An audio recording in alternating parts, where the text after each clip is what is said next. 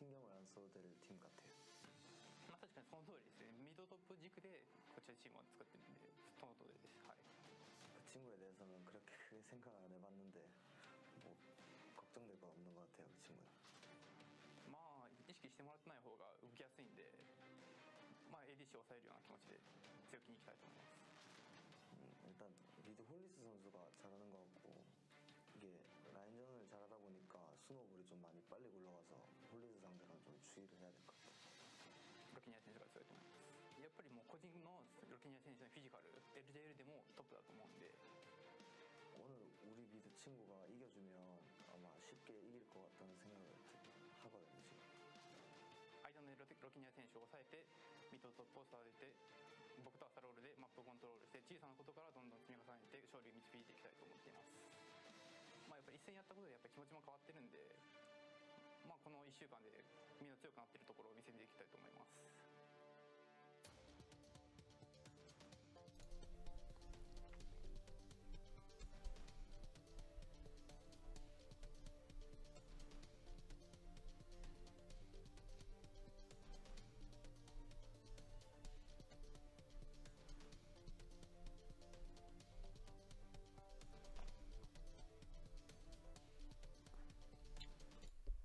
Welcome everyone to week 2 of the summer split of LJL. Once again, this is Joshua Joshi Howard coming at you live from Seattle, Washington, bringing you all the action. We got a great set today coming up between Burning Core and Seventh Heaven.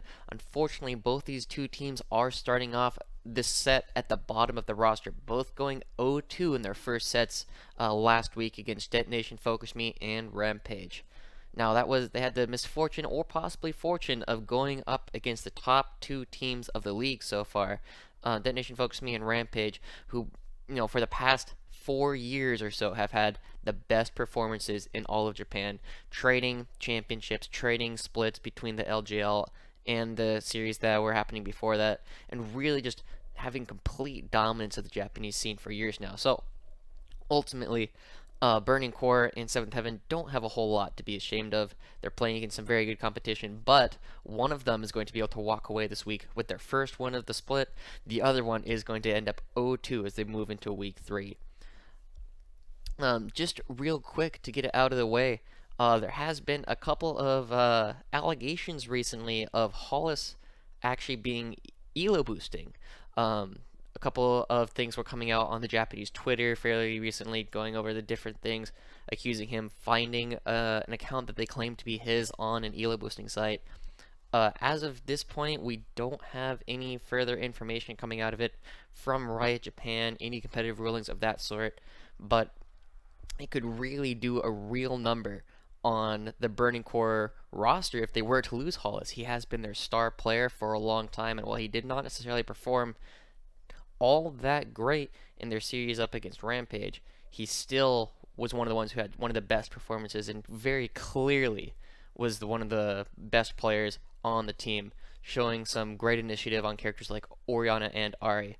I do not have a co-caster today. Should probably get that out of the way. It's all going to be just me and my lovely, soothing, tired voice as we move into this 4 a.m. set. It's going to be great.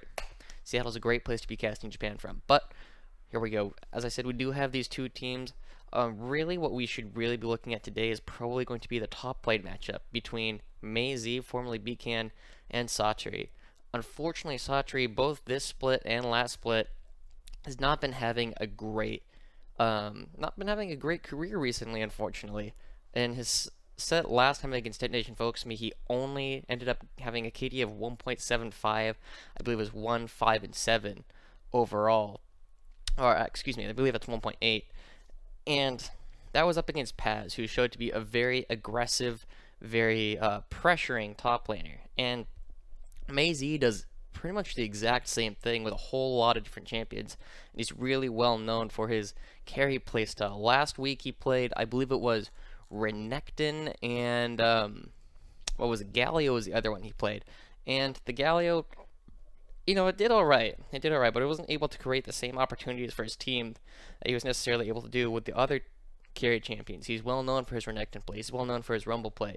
We've seen Talon back when the lethality items were really strong. And right now, as we go into, this set, we criticized them a little bit last week for not necessarily giving the resources to their two mid laners in order to really carry them through the mid game and power through the rest of the game. And so we'll have to see exactly how it is that they choose to draft around it. On the other hand, Seventh Heaven has been really seeing a fantastic rookie in the mid lane, Brock. That's spelled with 4 O's. You know, he gets the 2 extra ones for his eyes because he doesn't have them in Pokemon. But he's got the 4 O's in his name. Brock and Rokenya are having some really strong performances recently.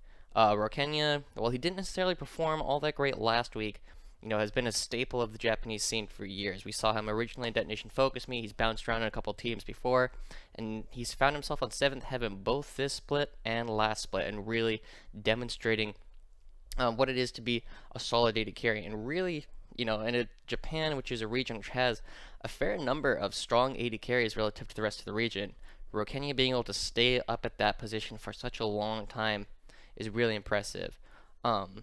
We saw Brock play Orianna last week against Detonation Focus Me, and he was actually having some really, really strong laning presence. He was able to bully around Saros for a lot of it against Saros' Ari and Saros' Galio. And if he can continue that, we'll have to see what else he has in his champion pool. But we're getting directly into picks and bans. Right away, they're going to be banning away Lee Sin away. Steel had a couple good games, or he had a good game, excuse me. Yeah, just the one good game last week up against, looking at the wrong team. Wrong set of notes. Savage had an okay game last week up against Detonation Focus Me, but not necessarily super thrusting. It's not something that Osterori necessarily plays nearly as much, but we are seeing the exact same bans being targeted at Hollis. You just get him off of those, you know, hard carry, solo carry champions. The Zed and LeBlanc, we saw Rampage ban is out against him as well. And you have to wonder if 7th Heaven is copying that, or how much scouting they're able to do on these players, since mostly, you know, all they really have to look at is the Challenger Series and solo queue. But the Lee Sin and the Elise banned out, no surprise, and the Syndra banned out away from Brock as well. And no surprise, Zac fills out the roster, the first set of bans, and, you know, no surprise to, I think, anyone, Zac is actually having a percentage ban of over 100% ever since the 10 ban system came out in North America. We've just had no Zac basically whatsoever. He's banned pretty much everywhere because you really can't let that get through. And in the competitive scene, that just turns into, well, you know, if you let him through, you probably lose. And we're still on patch 7.10. We haven't switched over to 7.11 yet, where he's not quite as strong.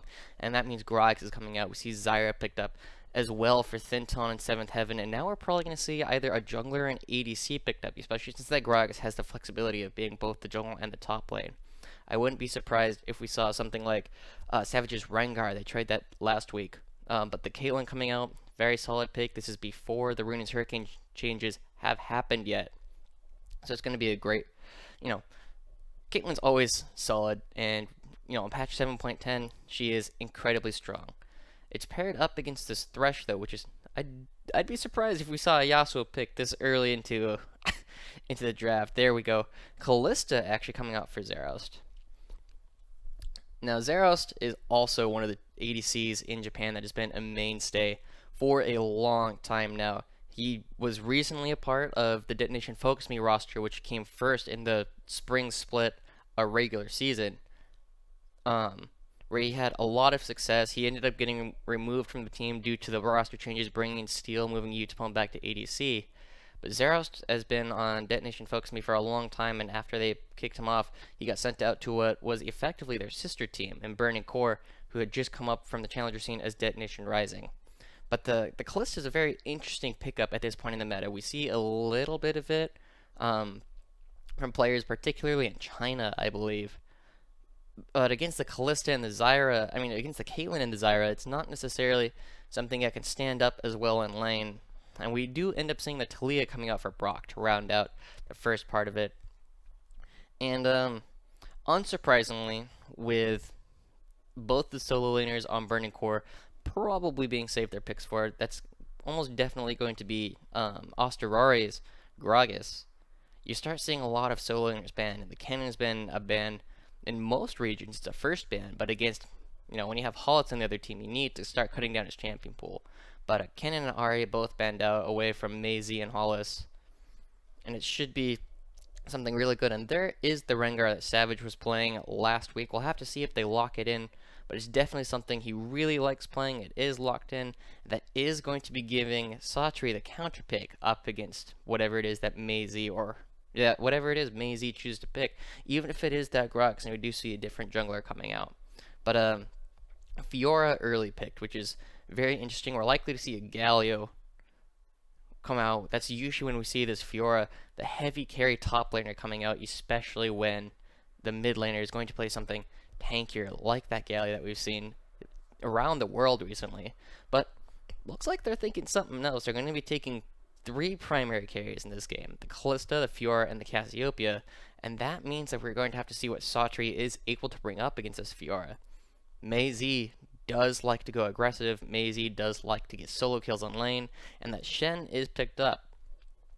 Now, Shen's an interesting champion. I actually play a lot of Shen in this matchup naturally, simply because you can use that Spirit's Refuge to block a lot of the damage that comes out from Fiora, and even potentially deny procs on her ultimate. You know, that all that percent health true damage, percent health healing is really nuts on Fiora. So being able to reduce that is going to be really impactful. And the Shen Rengar combo is something that will be really impactful if they are able to get anything off of that between, you know, Satri and Savage working together.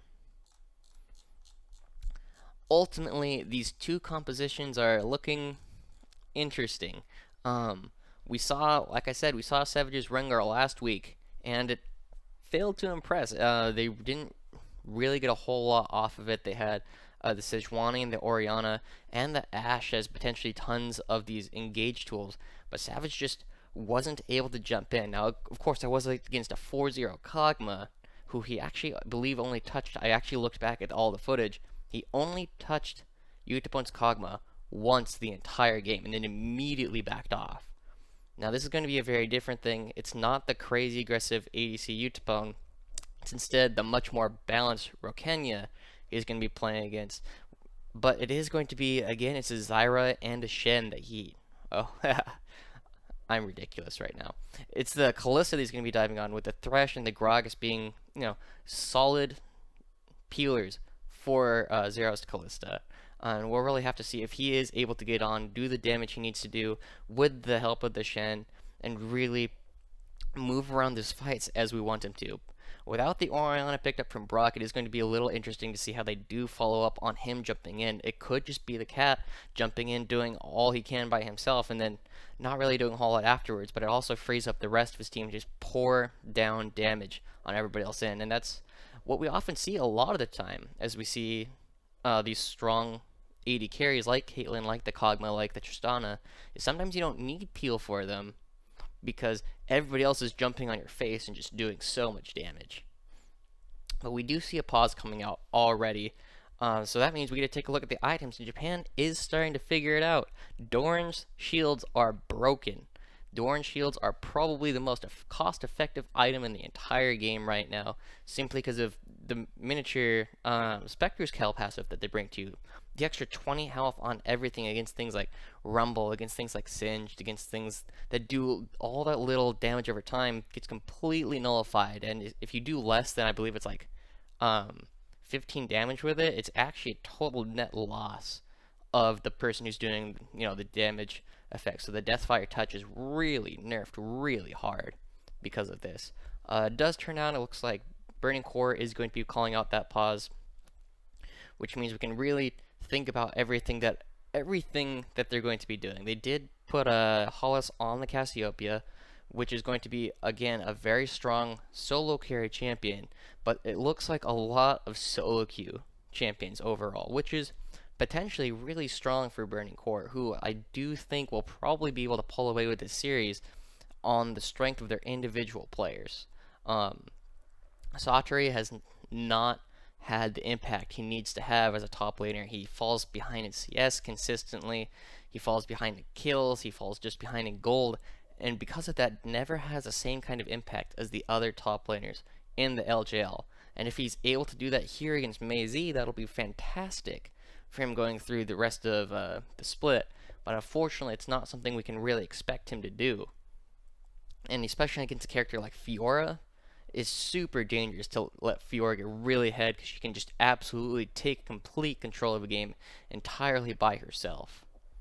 Other things that we have going on is the Callista Thresh is a very interesting option. They do get a lot of extra harass off of the Callista passive, where one person auto attacks someone, the other person gets the auto attack, and there's a lot of percent health coming out of the percent health damage coming out of that will be really helpful in their CSing. Unfortunately, it is a character combination that does get pushed around a lot by Zyra and really anything. And this time with a Caitlyn, both these champions are known for their lane dominance, for being able to push you out of the lane. And Callista, she's got a decent range, but she doesn't have Caitlyn range. She's going to be taking a lot of damage, and that's definitely why we see the Dorant Shield coming out, giving a little bit of help to the auto attacks against the minions, but mostly just trying to reduce as much damage as possible coming out of this lane. And right now we aren't seeing anything else particularly interesting. Legato is opting for the Relic Shield as opposed to the Ancient Coin, as Asteroid and Mei Z do start to move in towards 7th Heaven's jungle. Excuse me. Yeah, definitely just getting down that ward, making it a little bit more difficult for Savage to just safely take out the Raptors there. So for anybody who has not been watching competitive League of Legends the past couple of patches, starting Raptors is usually considered the best start you can give for your junglers, due to the way that levels work in the jungle. So a while back, when they restarted the jungle, they made it so that if you take a camp that is a higher level than you, you get a little bit of extra bonus experience as well as a little bit of extra gold in order to help keep you competitive with everybody else. And Mei Z is setting a trap here for Satri. Gets a little bit of damage, finding the vitals and doing a good chunk of damage, finding 2-3 vitals there, putting Satri down to half health before the lane even starts. And that's going to be really big. It's not something that they can really afford to do, but the votes are coming in from Twitter, and this is pretty even overall in favor of 7th Heaven over Burning Core. We'll really see if Brock and Orkenya can really show those numbers to be accurate. I'm a little bit skeptical of those numbers. But going back to the Raptor discussion, Raptors start as level 2. So after Raptors, Buff, and Scuttlecrab, you get level 4 earlier than your opponent. You can get level 4 while most of the laners are still level 3 and really have huge impact. And that's exactly what we see Savage doing here. He opted for Wolf, so he will be really strong off of that. Anything interesting here? Doesn't look like it. Hollis opting for the Storm Raider Surge, pretty standard, but you can also see Deathfire Touch or Thunderlords coming out of Cassiopeia as well. But he's really already starting to take control of this lane, up 8 CS already at just the 3-minute mark. And Brock, while he had a good showing last week, is not necessarily having the same kind of dominance against the super aggressive carry style player of Hollis. And Osterore and Savage are going to be end up trading jungles. With the amount of damage and the potions that Satri had to burn through at the beginning, this could signal a potential early dive with how much early damage and early tankiness that Gragas brings. But instead, they're just going to be trying to deny as much as possible. Lots of damage going back onto Mei Z. Satri is able to taunt him under turret. And, yeah, this lane really swingy, but if he doesn't pick up the kill, it is just going to mean Mei Z having a huge advantage. And, wow. Look at that difference in KDA between the two teams. Zerost really being the star in that regard for Burning Core, but it's mostly because he's not dying, because he's not willing to make the same kind of plays. And Satri again going aggressive on to Mei Z. He should know that Rengar is nearby, so he's probably not going to be willing to trade back a whole lot at this point, especially with Rengar's early damage, and just very content to slowly farm up over his opponent. And looking back at that mid lane, that's a 20 CS lead for Hollis over Brock at the 4.5-minute mark. That's incredibly scary for that character. That's not going to be something that they can really do a whole lot about. And Savage is here waiting for Mei Z to go aggressive. But the bot lane, we have to praise Zeros and Legato once again for not necessarily succumbing too hard to the incredible poke lane that Rokenya and Thinton have built up for themselves, managing to stay almost entirely even in CS at this point. But we do see an early back coming out for Hollis, picking up that Tear of the Goddess. Going to be, ooh, that's a lot of damage on Legato. That's not safe. That's not safe at all. Doesn't have to blow any summoners, but that almost completely removes his ability to have presence in the lane, leaving Zeros a little bit sad as he's stuck there on his own. But Brock's done a good job, gotten most of the CS back, but it is being frozen by Hollis right now, as he's going to pick up a lot and re-extend the lead. It looks like we see a lot of the same thing happening across Burning Core. They are pulling both the waves and the solo lanes towards them. Unfortunately, Osterari is not in a position to really deal with, the potential pressure that brings. But it is a very, very interesting option for them. Savage jumps in. He's going to find Osterari. A lot of damage being traded back right here. The gray health going down. Savage is going to be able to just back out pretty safely while Hollis tries to come over, see if he can find anything else. He does have his ultimate already, and there's lots of fighting everywhere around the map. Mei tries to get the riposte down, doing a lot of damage, finding another vitals onto Satri. He does not have his ultimate yet, so this shouldn't result in a kill, but he is going to force him really far back as he tries to just build up a stronger freeze up against that Shen up in the top lane. But yeah, right now, again, we still see a strong CS lead, nearly 20 CS up for Hollis right now. It's going to be evened out here, so it's only going to be about 15, but still a large gold lead this early in the game, as Hollis being very aggressive. That's a very common word we see here in Japan, just being able to put that down, reduce a lot of pressure coming out from the jungle simply because you have a much better idea where he is. But it's a very dangerous time to be alive, as Savage is starting to move around in the jungles. Both teams are trying to find an early edge against each other. And right now there's not a whole lot coming out from either team, but it is nearly about a 500 gold lead in favor of Burning Core, completely built off of the CS leads being found in both of the solo lanes. And that's something we can really criticize Seventh Heaven for across the board, is they tend to fall behind in CS pretty hard if they don't have early leads. We saw this particularly pronounced in their set against Detonation Focus Me, where at any given point at least 2 of their 3 lanes were 40 CS behind after the laning phases had ended.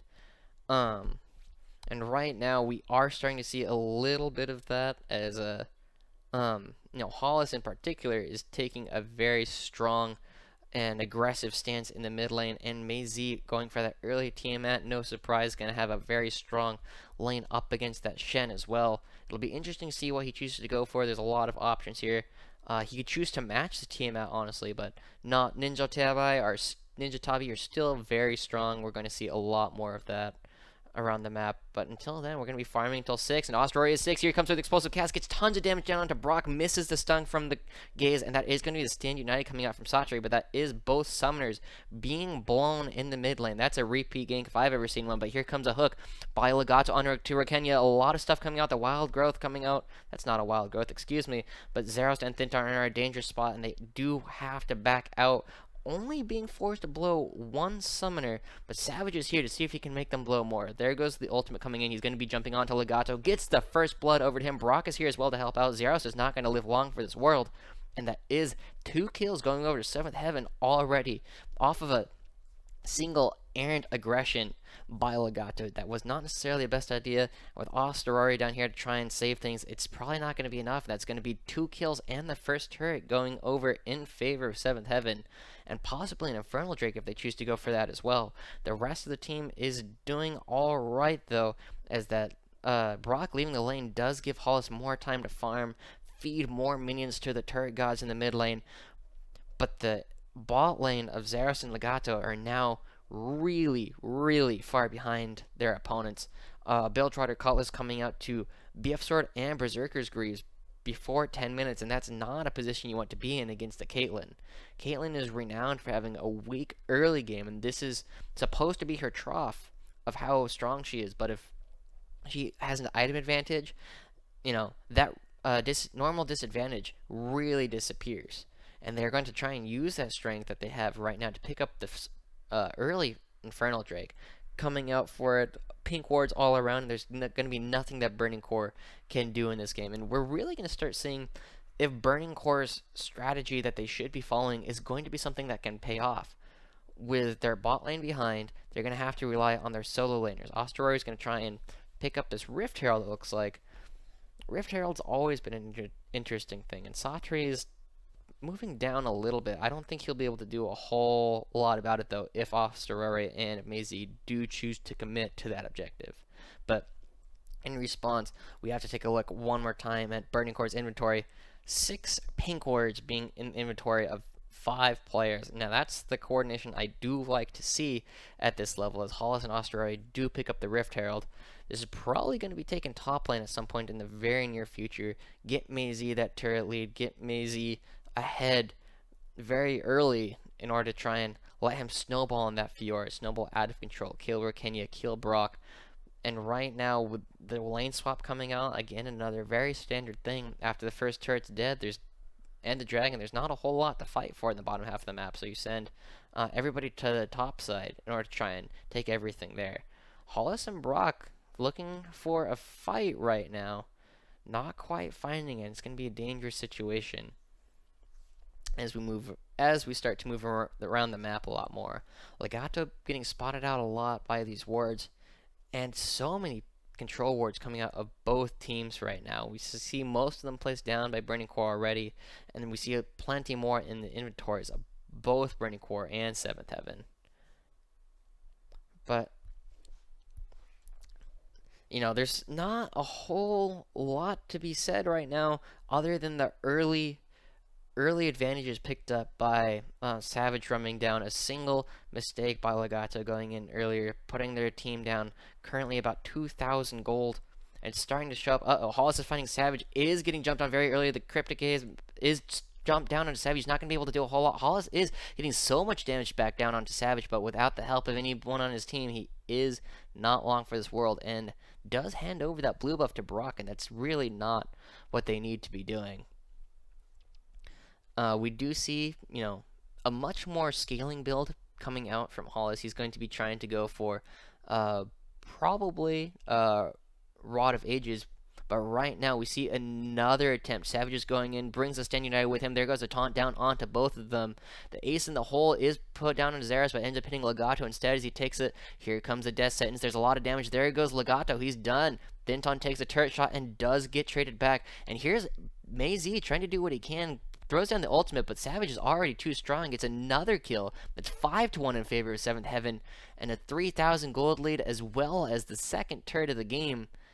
That was a complete disaster. Hollis is just now finding his way over. Gets chunked out really hard as Brock finds his full combo on that character, and they still want to contest. They don't have any ultimates. Brock's around the side. There goes Osterori. Hollis is not able to do anything, and Xerath is not in a position where he can really put out the damage he needs to. The shot calling for the team is really spread out, and they don't seem to have the trust for each other that they need to have in the situation where they're so far down.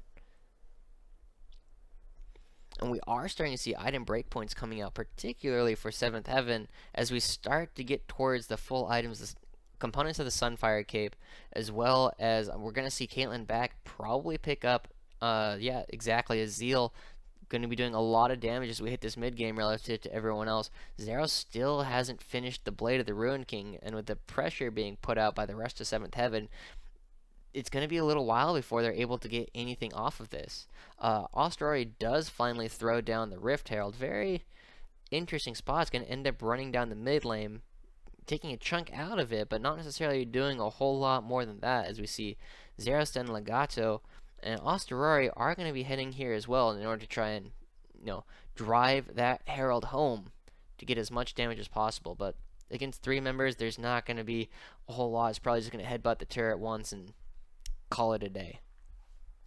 Here we go. I love this animation. He jumps in, takes a good chunk out of that mid turret, but without the help of the rest of the minions, it's just there, says hello, and that's it. And right now, the saving grace for Burning Core. Hollis is found out again, misses his ultimate onto Rakenya, gets the slow, but not a whole lot else, and he's got nowhere left to run as both Brock and Rakenya are able to kite him out. Hollis has not hit any breakpoints yet with his items, and it's going to be, he's going to need to wait. Yes, he's a strong player. Yes, he's on a strong champion. Yes, he has a CS lead, but that's a Caitlyn and a Talia who are both in very strong positions, and a place he really did not need to be. As they start to really barrel down, they're going to put some good damage onto just about everywhere right now.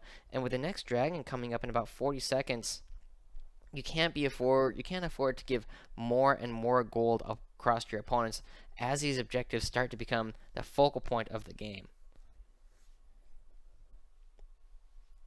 And right now, the only thing keeping them remotely close in this game is the fact that all of them are CSing well. We still see a CS lead in the top lane, in the mid lane, and even for Zarost over Rakenya right now, as they're partly sharing, a lot more farm with the rest of the members as they're moving around. That's part of why we see Savage have such a large CS lead up on Asteroids, because he's taking so much from everybody else as they're pushing down these objectives, partly because he's on the Rengar and wants to, he needs the gold in order to help out the rest of his team. But with this dragon coming up live, it is a cloud dragon. That's not something you want to be giving over to characters like Rengar, not something you want to see on Shen. It is something you want to be able to see on your own Gragas, but in this game, it's not something we're going to see for a long time. Osterori is up here trying to find something onto Satori, potentially get a little gold back in their pockets, but there's not a whole lot for them to do unless they want to go for a hard dive against these guys. And right now, so with 7th having 4 members moving down towards the second bot lane turret, it is going to be something that they should easily be able to pick up should they choose to go for it. Yeah, and there we see a lot of damage being put down onto the turret. Mei Z is not in a position for him to contest on his own, and here comes the Weaver's Wall coming out.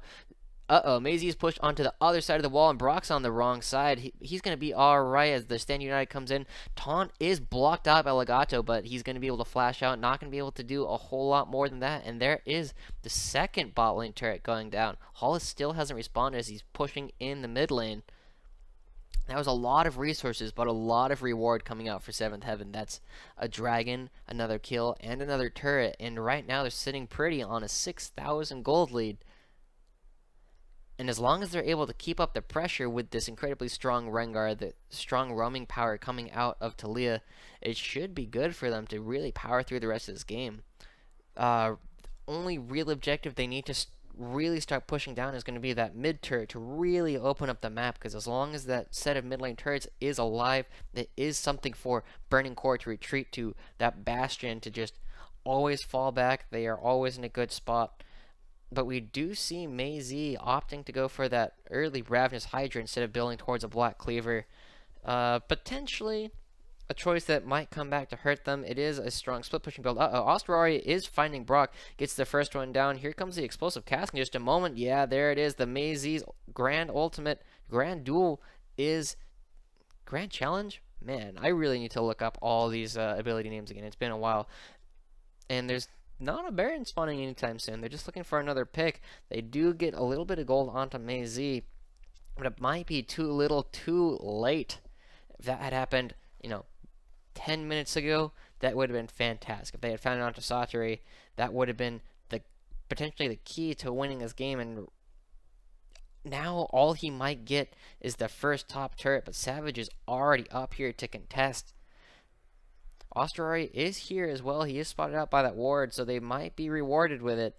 But we do see a response coming out from 7th Heaven. Burning Core is playing like a bunch of individual players. 7th Heaven is actually really playing like a team, which is not something that we're necessarily used to seeing from them. While their individual members are struggling a little bit in terms of, CS leads, again, I'll keep harping on that. They keep falling behind there. They are in such a position where they have the kills, where they have turret gold, where they should be alright to do almost anything they want anyway. And right now there's just, they're just in such a strong spot. We do see Satori building towards that Sunfire Cape. Also potentially, what's the new term? Gargoyle Stoneplate. the new tank item that really gives about 50% damage reduction because it doubles your health. That is a very strong spot for them to be in. 2 dragons, the Baron spawning in about 10 seconds, and they should be in a pretty good spot to take it. Savage does a lot of damage, Rokenia does a lot of damage, Talia does a lot of damage. The only thing they're really missing is potentially a Mountain Drake, but they might not worry about that too much, especially if they find out someone like Osterori here in the next couple of minutes. But we do see, Hollis and Rokenia just fighting for the CS in the mid lane. Rokenia has caught up to Zeros, but it hasn't resulted in that much damage being put down onto the mid lane as Cassiopeia is here defending the bastion of, Burning Core's humanity. Zeros and Legato again still up in this top lane, just trying to find what they can. Ninja Tabi's coming out for Zeros as well. And that's a very good choice. There's 3 heavy auto attack focused champions on the side of 7th Heaven who are really going to be doing most of the damage to someone that far back. Brock's Talia is going to be doing damage, but shouldn't be doing a whole lot of damage to Callista if the fight goes the way they want it, with Maisie and Osterore far enough in front that Callista's able to dance around the outside. But we are starting to see a lot more items coming in. That's a 3rd mana item, it looks like, coming out from Hollis. He's got the Rod of Ages already. He has the Tear of the Goddess stacking, and now he's going for the Morellonomicon as well. Really something for these long, protracted fights, potentially for the wave clear, which Cassiopeia provides a little bit. Weaver's Wall coming out should finally solidify this mid lane turret for them. There's no way for Hollis or Osterori to get there really at all, and so with the 4-man unit of 7th Heaven here in the west quadrant of the jungle, they're really able to do almost anything they want with impunity. And we need to see a little bit more coming out of Burning Core's solo laners. They do have potentially the tools. While they are behind right now, Maisie is doing what he can to try and push Satri out of lane, but Shen is so far ahead in terms of items and gold, and without the Black Cleaver on Maisie to start reducing the armor that Satri has on the Shen, it's going to be very difficult for him to really push that character out of lane. And so he's stuck. He's stuck farming. There's not a whole lot for them to find. The next dragon is going to be spawning in a couple of seconds. I wouldn't be surprised if we saw a teleport coming out. No, we see Brock heading down to the bottom lane. And it's just a very frustrating position for Burning Core to be in. You're behind against a Rengar Shen. There's not a whole lot of safe, aggressive options you can make. You see someone caught out. Uh-oh, there's a Stand United. Uh-oh, there comes Rengar coming out from nowhere. He was on the other side of the map a couple of seconds ago. He's going to run at you really fast and jump on your face. And at this point, that kitty has strong claws.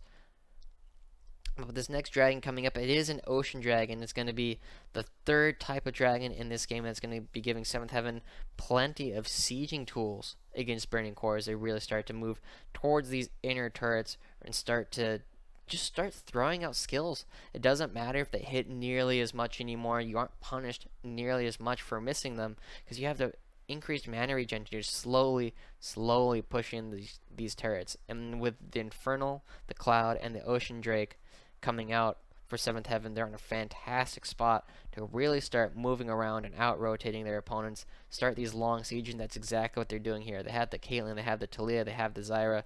They're in a great spot if they ever get engaged upon because Maisie shows up. They have the Stand United coming out from Satori's Shen, reducing the threat of anyone on Burning Core by a huge amount. Unfortunately for 7th Heaven, this gold lead does need to start growing soon. They're sitting on again about a little more than 6,000 gold lead on their team right now. Ooh, that sweeper's not spotting out that ward in the back of the pit. They don't. Oh, they know it's there now, but that could have been really dangerous if Burning Core didn't see a Baron attempt by 7th Heaven, or didn't realize that they were being seen while they were doing it.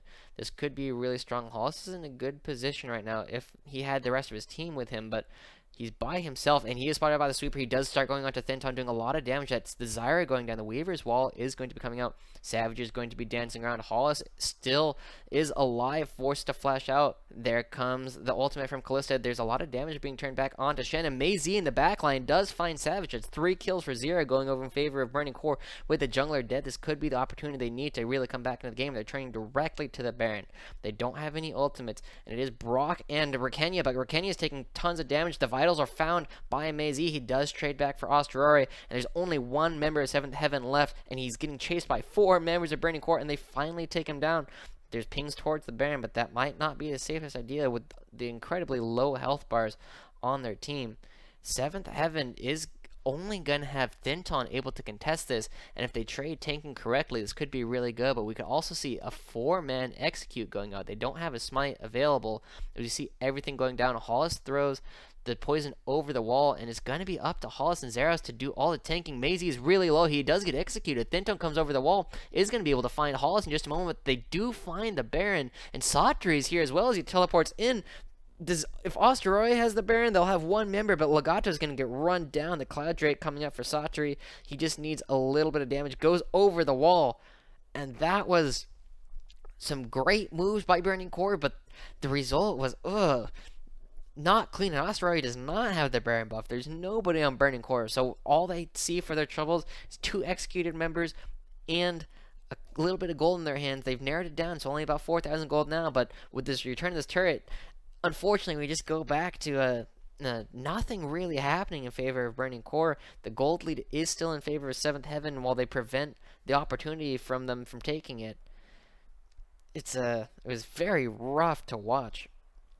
Maisie did not have the health to tank up for the rest of his team, and now they're just in a struggling spot. There's no Baron left on the field for them to potentially threaten to take objectives back. There's no dragons.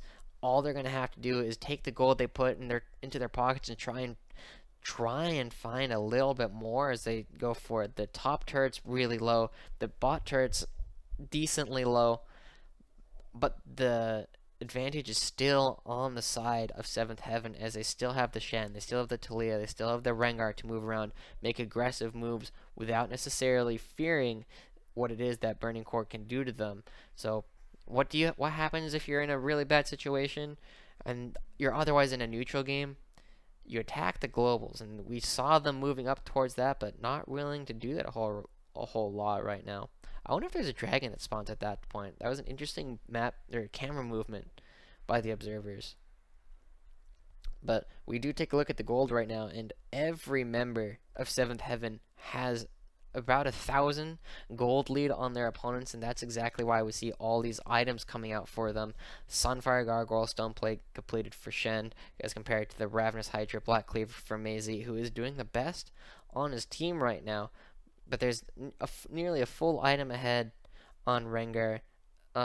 Pretty even in the mid lane, but the Static Shiv and the Infinity Edge and the Double Zeal items for Arcania is going to be doing so much more work than Blade of the Ruined King and Ruin's Hurricane on Zeros Kalista. And right now they're going to be using it to take another turret right here. That's going to be their 6th turret of the game as they start to move in towards the base of Burning Core. BC's in a rough spot. Hollis is looking for something to find out, and this is the kind of play that we saw Hollis playing in their series against Rampage last week, where they were in a really bad spot, and Hollis was looking for solo plays to make, really trying to put the rest of his team on his back. And this is the kind of thing that what happens if Hollis does end up leaving the team due to competitive ruling coming out from Riot. What does he do then? He won't have there won't be a carry to do that for Burning Core, and the team would very likely crumble. But right now, he is on the team. He does have that Seraph's Embrace completed. He is on 3 items as compared to the rest of his team's 2. So he is going to be their strongest hope for this game. Hollis and Maisie need to be able to find advantages, and while they do have CS advantages, 7th Heaven, despite having a gold lead, is never ever up in CS. And when they have a gold lead, it's like, it's not a huge deal. When they're down, it just compounds the issue by such a large margin. They do pick up another Ocean Drake for themselves, allowing them to siege even easier. And here we go. We do see them starting to target the global Asteroid and Legato here. They do find Saturi, but he is going to be able to Shadow Dash out of that. And while Burning Core does find their first turret of the game, there is a strong presence down here in the bottom lane as Rakenya, Thinton, and Savage are looking to start pressuring the bot lane inhibitor turret. And there we see the sieging power of Caitlyn coming out. Weaver's Wall coming out. Savage goes in. He's going to be on the wrong side of the wall. Here comes a Stand United. The grand challenge come down from Maisie. Not able to finish the kill. He is going to be able to get out of that just barely. But Satri and Rakenya is forced into the rest of the team. He is taken down. Maisie does find 2. That is a 2-for-0 right now. Legato goes forward, gets a flay onto Thinton. This is a disaster fight for 7th Heaven. That's another member going down. And Brock is going to be knocking Osterori away. Zeros still wants to find more, but he shouldn't be able to find it. That was nuts. That was not something we can see coming out of 7th Heaven. That Weaver's Wall putting Savage on the wrong side, barely escaping with the skin of his teeth. They say cats have 9 lives. Apparently Rengar is going to have 10, but it's such a dangerous position. They lose so much gold. It's now down to a little bit less than a 4,000 gold lead, and with this turret going over, let's take a look again. Savage jumps in right as the Weaver's Wall goes in. They're forced to use a Stand United on him, and Maisie goes forward, just barely misses out on the rest of the team, and because of that, the Explosive Cask is able to knock in the ADC. He doesn't have his flash up for next fight either, so that's an easy engage, but this is great. The flash forward by Zeros to get the flay onto the other members of 7th Heaven from Legato is fantastic. We do see a teleport coming out. Satri is going to find his way behind them, and there's a couple of low health bars. Savage is going to be jumping onto Zeros in just a moment. He does find it, but there's not a whole lot of damage going onto the back line. Zeros is still able to do his thing. Legato is about to go down. That is a 1-for-0, and who is that? Maisie is so far forward. Osterori is probably going to go down to this as well. No, just barely living from the damage reduction because of his cask guzzling. And that is a 2-for-0 in favor of 7th Heaven, but this is such a messy, bloodthirsty game. There's not a whole lot for Burning Core to do if they just keep overextending. They got an extra turret for themselves, but at the cost of their inhibitor. And with the Baron spawning in about 30 seconds, that's going to be a huge advantage for 7th Heaven, as they have this free map pressure that they don't even need to work for at this point. And if the jungle gets cleaned out for Burning Core, they're again just losing another source of revenue. But I want to see a replay of exactly what happened there. That's exactly what we're going to see. We're going to see Maisie on the backside. It does look like he is going to be teleporting on to the other team, but with the Explosive Cask separating everyone out. Maisie's out of mana, immediately gets rooted, bursted down by the rest of the team, and while they do trade him over for Shen, it's not going to be enough in order to save their inhibitor. And we just saw them stay so long. We saw them stay for a long time at that Baron as well, and they're going to need to be able to do a little bit more than that. They got a little bit of damage onto Thinton there, which could prove useful as this Baron spawning. Maisie's in the mid lane trying to clean up as much of the farm and as keep the pressure reduced to a minimum. But, ooh. Oh, they're starting it. They're actually going for it. Osterori is hitting it. That's a lot of damage going onto it. Here comes Savage around the side. They just need to bait that out. The Weaver's Wall does separate them into 2 Osteroris on the wrong side. He's going to need to use the Body Slam to get out if they want to have any chance. There comes the Petrifying Gaze. Satri is going to be taken down. Maisie does find him. That is a 1-for-0. Osterori does manage to use his passive to survive. But that was very weird to watch. I do like the decisiveness of the shot calling, and they do get a little bit out of it. But now 7th Heaven comes in, clears out as much vision as they can.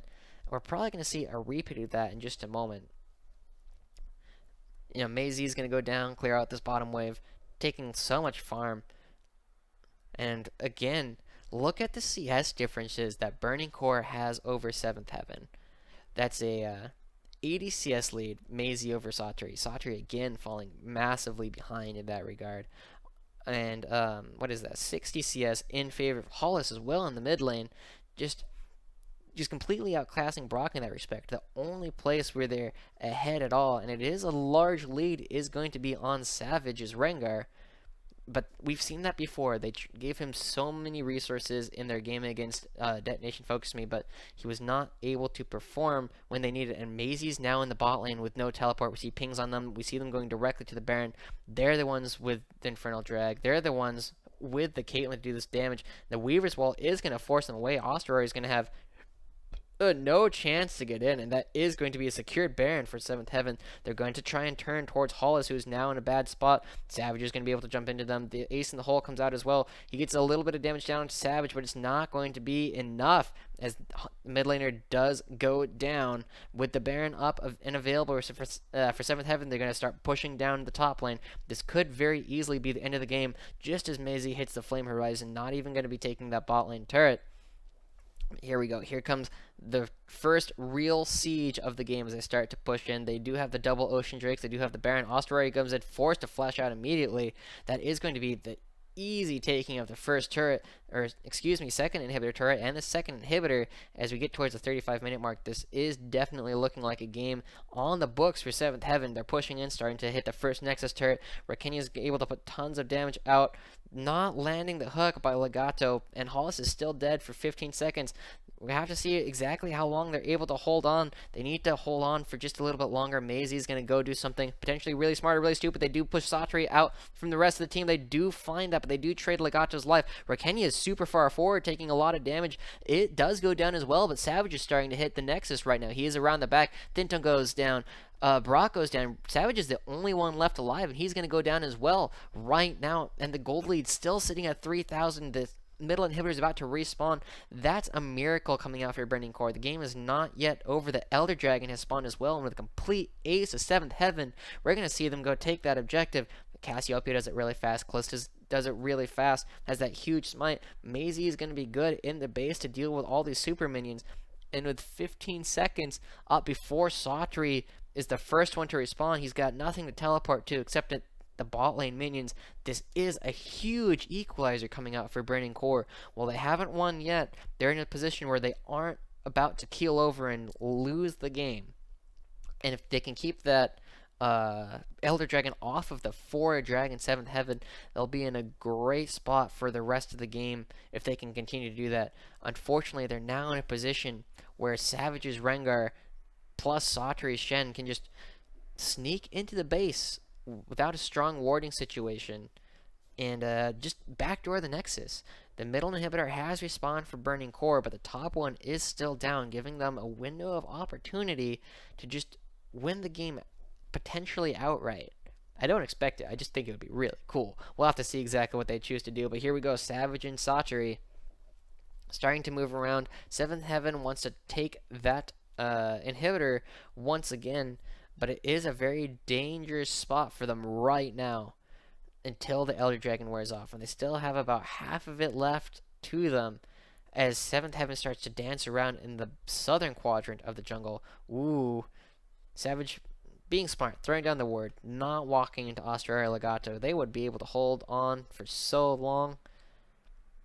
But we see Thinton picking up Rylai's, and Leandri is going to be doing a lot of damage on that Zyra, and that's a very smart pink ward. You can't let Savage and Satri get to that back line or of the Nexus. And there we go. That's exactly what he's doing. He has the Dead Man's Plate.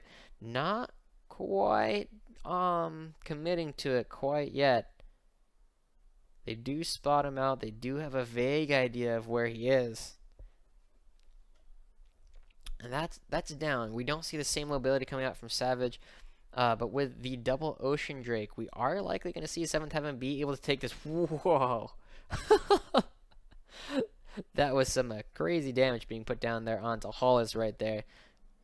From just a couple of auto attacks. Savage jumps in onto the ward, is getting hit up by Osterori. That's a ton of true damage burn. Gets knocked back into the team. He still has his Guardian Angel. We're probably going to see a Stand United come onto him in just one moment. No, they don't. That is just going to be Savage going down. They see that.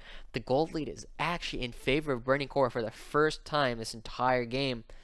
And this is starting to look winnable. We just saw a similar game come out like this earlier between Edward Gaming and Dan's Gaming over in China, where it looked like a clear-cut victory for Edward Gaming, being ahead very early in the game, but just not being able to close it out. Just these picks and bad team fights. And this could potentially be the exact same story coming out in Japan, as Burning Core just finds their way, finds the picks they need. And we're starting to see so many items coming out for Burning Core. Maisie is on 4 items. Hollis is on 4 items. We see 4 items coming out for Zeros. Yeah, 4 items coming out, and Legato going forward, getting that Walk of the Iron Solari and that Face of the Mountain, going to be very tanky, able to provide a lot of shields for the rest of his team. And this is for the first time this game, it's actually looking like Burning Core has a real chance of team fights. Rengar starting to fall off with his GA down. Sacheri never really going to fall off, but he's about half an item behind Mei-Z right now. Rakenya is huge. He's going to be doing immense damage, and with the Rileys and Leandries coming out from Thinton, there's going to be a lot of damage being presented by the Zyra support as well. We're going to see 7th Heaven again move down towards that bot lane turret with the double Ocean Dragon and the Infernal Dragon. They should be in a good spot to take that, and this will really be Burning Core's best opportunity in the entire game to really come back if they're able to find a strong flank coming out of Asterori, or if they're just able to get a good engage, a good explosive cast onto Rakenya, whose flash is just about to come up. But they're in a very good spot right now if they can find a good fight right here. And at the 40-minute mark, this is starting to become a position where a single, a clean ace for Burning Core, while it might not win them the game outright, it could potentially mean, a 3 inhibitor or 2 inhibitor push that they're able to get and effectively completely equalize the game.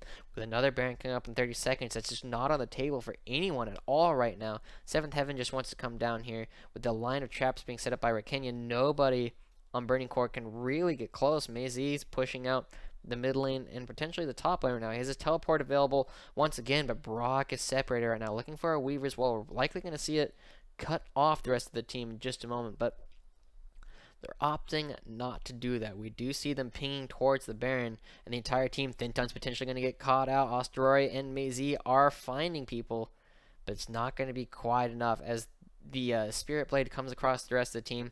Sacheri's going to slow everyone up as we start to move the dance to a very different spot. The Weaver's Wall coming out. Brock is going to put that down, and we're going to see the Baron started up immediately coming out from the Asterori is the only one in a position to do anything about it. Mei-Z and Legato starting to come around a little bit faster. Weaver's Wall is down as Hollis and the rest of the team starting to catch up. But here comes Savage once again. He jumps onto Asterori, gets some damage down onto him, but we look at where 7th Heaven is. They're heading directly for the base as they're starting to stop all the backs. Savage does not yet go down, and we need to see them coming around. Thinton's going to come in, get the ultimate down, and Sacheri and Thinton don't really care about doing the damage. They just need to stop the backs here. Hollis comes in, gets some good damage. Rakenya's going to go down. Is Brock going to be able to do it? He's the last one alive there. He does go down as well, and that's 3 kills in favor of 7th Heaven. Sacheri still has his teleport available, but he is going to be going down right here as well. That's a clean ace. This is exactly what we were talking about. That's 5 members dead on 7th Heaven in exchange for 0 on Burning Core. They're going to be able to move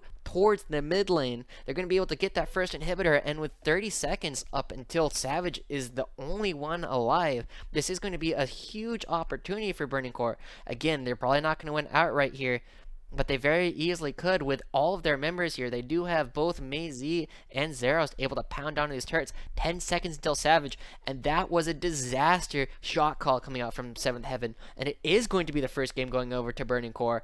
At 43 minutes, Burning Core does take game 1 over 7th Heaven after looking like a complete disaster of the game.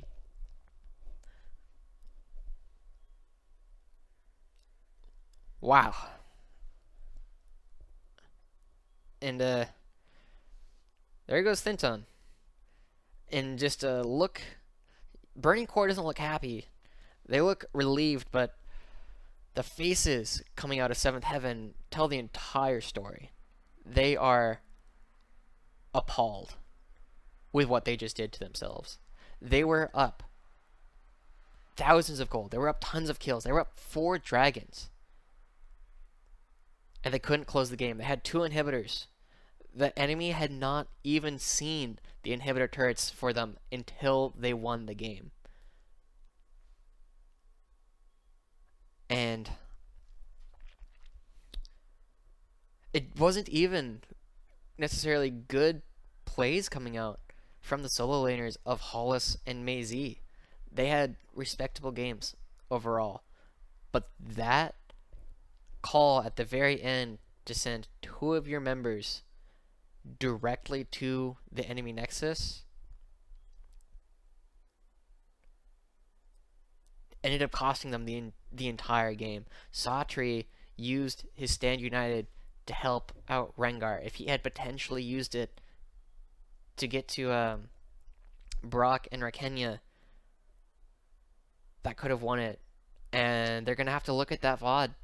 They're gonna have to look at that VOD later on and just see what exactly went wrong, because they had so many opportunities to win that game. They just one misstep here, one failure of an auto attack there, and that could have been Seventh Heaven's game.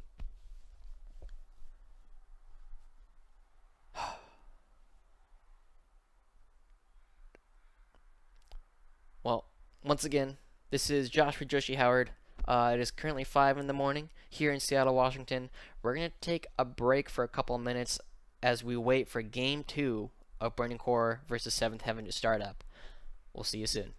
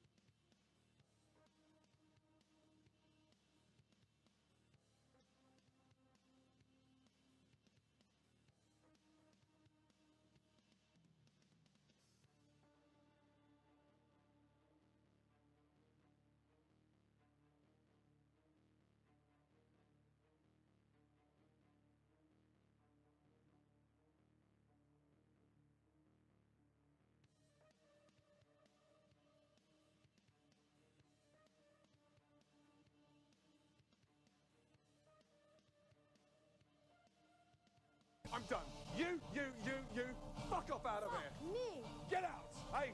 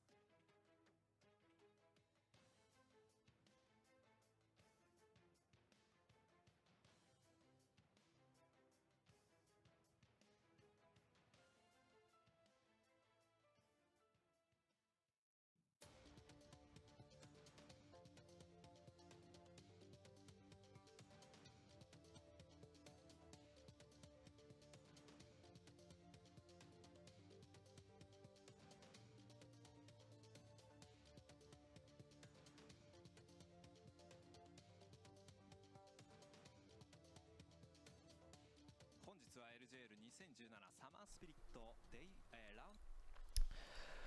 Well, welcome back, everyone. This is once again Joshua Joshi Howard coming at you live from Seattle, Washington, bringing you all the action right here for the LGL. We're going into Week 2, Game 2 of Burning Core versus 7th Heaven, and wow, what a... I don't really have words to describe what a fiesta last game was. We saw multiple people being executed by Baron. We saw a base race come out, not even a base race, a potential backdoor come out from 7th Heaven that just completely failed. And you know, when you're coming in from a game like that, it's one thing to do it in solo queue and just be like, okay, I'm done for the day. But this isn't solo queue, ladies and gentlemen. This is the professional league of your entire country. The eyes of all of the League of Legends players in Japan are on these teams right now, and they have to play again. What that does to your mentality is completely unthinkable. The entire team is probably mentally shot right now, and we saw with that kind of macro movement that they were attempting, they clearly might have already been shot in the game. And what does that do to your morale going into game 2? Well, you start second guessing yourself. You start second guessing your decisions. You start doubting whether or not you really deserve to play at this level. But now they have to go back in. We're going to see them go right back in to pick some bans. And again, we're likely going to see the Zed and LeBlanc banned away from Hollis once again. But Burning Core side, you still have a lot of issues you need to answer. You have to deal with the fact that all of your lanes got wrecked in the early game, except for Maisie. Maisie did alright, but Hollis got caught out multiple times early in the game, putting himself behind Brock, setting himself up to potentially lose that game. Zeros and Legato got dived early with no response, simply because Legato made a misstep and tried to take a 2v2 that they weren't necessarily likely to win. And then with Savage and Brock coming down to really help out, really sealing the deal.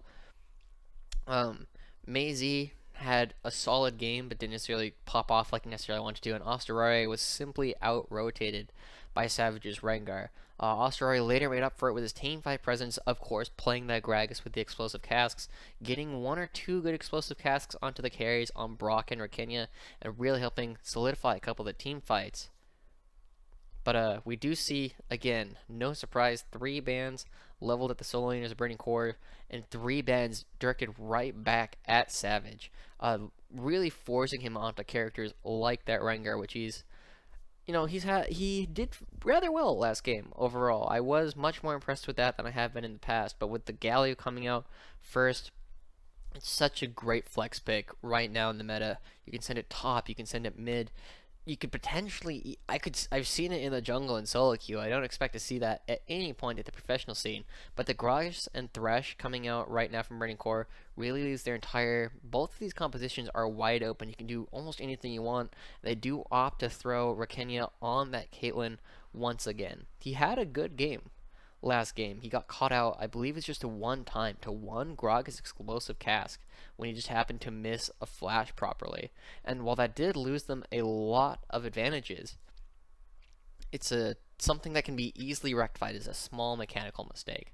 And with the Caitlyn Zyra against the Thresh, and we'll probably see an ADC picked up here. No, they're going to opt for the Renekton for Mei. Now that's actually a really good matchup in the top lane, so I wouldn't be surprised if 7th Heaven tried to give that over to Brock in the mid lane. Brock has been doing rather well in these more utility, more defensive-oriented mid laners, and Galio could potentially fit very well into that. It is a frontliner. It's not like the Orianna or the Taliyah we saw last game, but I wouldn't be terribly surprised if we saw that. But a 4th jungle ban coming out from Burning Core, really, really trying to pinch everything off of 7th Heaven. The Sindri ban, and just these 2 sets of bans coming out from these 2 teams is cracking me up, because it just shows so much who they're worried about. That's 5 jungle bans coming out from Burning Core, all targeted at Savage, and he still hasn't picked it up. He still hasn't picked up his jungler. He's got like Rengar and Kha'Zix and Graves. I guess there's still plenty. There's actually a lot of junglers you can play right now, but but no, so yeah, it's like Rengar and Graves is about all he has going up against this Gragas. You know, what happens when you ban out the tier 1, the tier 2, and the tier 3 junglers? Well, you end up playing the tier 4, which is apparently going to be this Rengar. But the Varus is going to be picked up for Xerath, giving Hollis the counterpick opportunity there in the mid lane. We're probably going to see something like Orianna. I would be very unsurprised if we just saw Orianna and Rengar picked up right here as their 2 picks. The Shen is not quite as strong of a combination. I mean, Galio is not quite as strong as Shen as a combination with Rengar, but the Orianna, what's it called? The Yarn Ball. You pop in, you play Orianna, you put the ball on Rengar. Bonus points if you're playing the stitched skin there for Orianna. But you jump in, get into a bunch of everyone, Shockwave, 4 members, and hey, you got a 1 team fight. But we are going to see something coming out from Hollis. He is opting for the Taliyah. Now that's a little bit interesting. There is 4 bans targeted at him, only 1 targeted at Mei, which is just so funny. It's really funny seeing how these 2 teams are interacting with their bans, and we'll have to see exactly how the rest of the LJL shapes up with what it is they're doing. But they're a much more defensive composition coming out of Burning Core than we might have otherwise expected, and I think they really still need to find their footing in the professional scene. I'm not a fan of the way that they're trying to emulate the rest of the professional teams. It's not what their players specialize in or how they play, but we're going to see them go in. We're going to see strong lanes coming out for both Mei and Hollis once again, and they should be able to push through with that potentially. I believe it's the exact same bottom lane once again. Caitlyn Zyra against Callista Thresh, and oh no, excuse me, it's Varus Thresh this time. So that gives that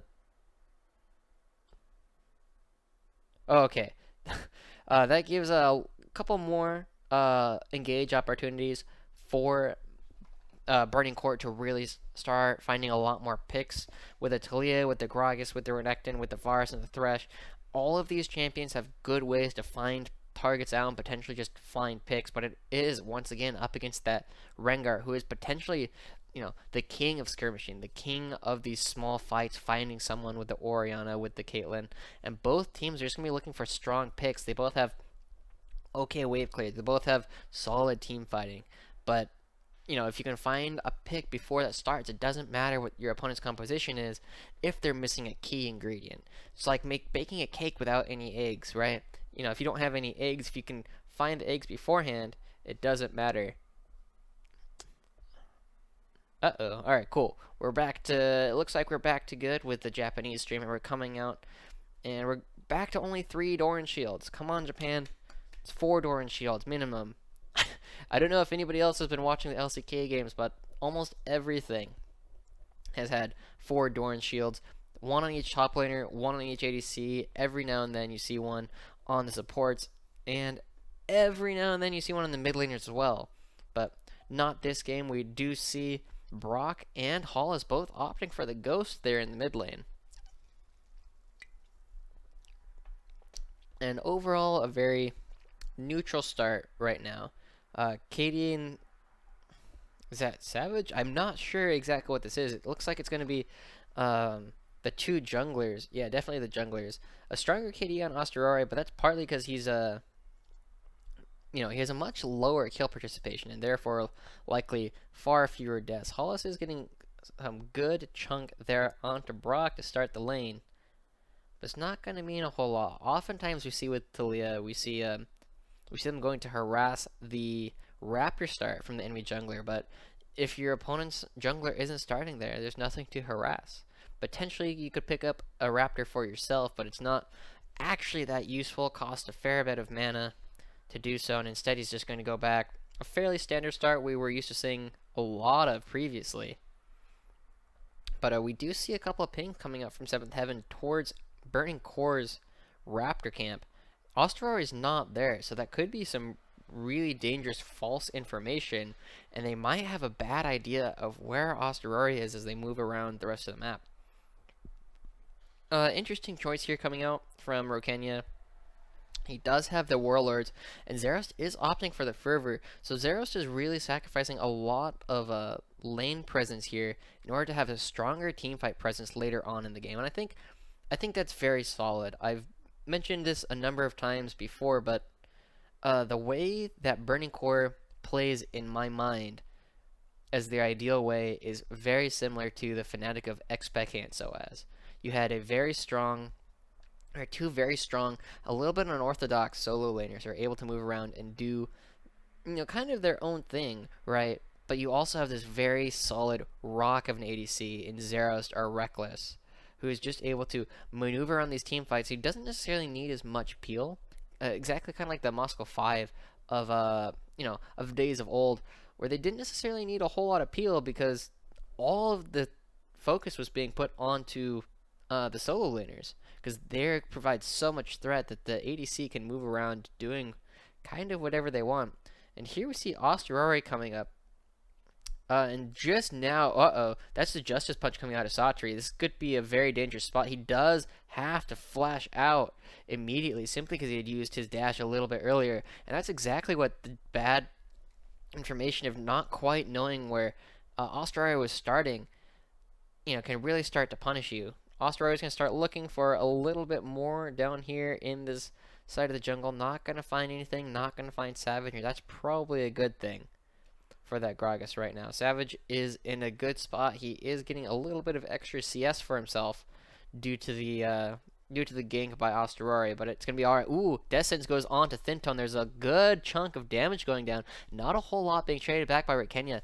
That's a good Death Sentence by Legato. I was actually really impressed with how he was able to snake that between a bunch of minions and even get a positive trade in a large minion wave for his opponents. But right now we see Osterori coming in again in the mid lane. Hollis is moving around. Ooh, and another flash coming in. Now, I really like that bait that really came out of Asteroid right there. Quite often you'll see that kind of movement or that kind of body slam be followed immediately by a flash.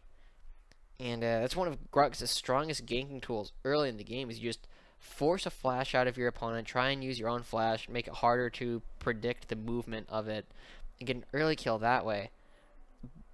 But that's a mix-up, as we like to call it in the fighting game community. You can do the thing, and if you normally do the thing, people will expect you to do the thing. But then you don't do the thing, and it's genius because they expected you to do the thing. I know, this is great commentary, guys. But for real, that's something we see all the time in other games, and I really like the adaptation by Asteroid to not throw out his flash there as well, and just get Brock's flash effectively for free. But we are starting to see the effect of two things. One, Brock on this Orianna. It's he's had some very good. Maisie's going in, and Savage is here. Lots of damage coming out. The taunt coming out. Maisie is forced to flash as well, and Savage, by flashing to the bush, is able to pick up that first blood there in the top lane. Well, I spoke a little bit too soon. It looks like there is a large CS advantage for Maisie over Satri already, but with that kill and assist gold going over 7th Heaven from that top lane, it's going to equalize itself pretty quickly. And with the rest of, well, Brock is already doing much better in terms of CS against Hollis in this matchup. He definitely looks very, very comfortable on that Orianna, not only in terms of his laning ability, but as we've seen in his previous sets, just in his ability to team fight and move around with the rest of his team. Savage is level 6. Osterori is only level 4, and he is likely going to get spotted out by that ward. Yep, they do ping him out a couple of times. They know where he is. They know he might be thinking of heading down to this bot lane to gank, but it's a very dangerous time to be an ADC right now. You don't yet have your ultimate. Savage is level 6. He's starting to find a lot more opportunity to do what he wants. They do know exactly where he is right now as he's standing on that river ward. But it's not, that doesn't make you safe. He could still go around. He has so many avenues of ganking when you're invisible. You just run over wards and it doesn't matter quite as much. And right now he is looking to interrupt Osterori, who is still level 4 right now. And they are fighting each other. They are going to start up this blue buff, and we're going to see a lot of members come around. This could be a very early fight. Blast Cone blown up by Legato, or Thinton, excuse me, and they're going to be backing out, not confident in their ability to start it, despite the fact that Osterori is still only level 5. Ooh, good dodge there in Justice Punch. Ooh, that's going to be the Dominus coming out of Maisie, getting a lot of damage down into Satri, getting so much damage. He might be going for the dive, but Satri does have his flash back up. It's too late to do a whole lot of that, but forcing him out before the teleport comes back up is a huge boon to him, and we already see a 20 CS lead coming up once again. Satri falling behind so consistently in CS, and is hurting 7th Heaven something fierce. But right now he goes back, it's that triple Dorn. Savage is going to be able to save a little bit of the CS for him. Not save it, but clean it up for himself.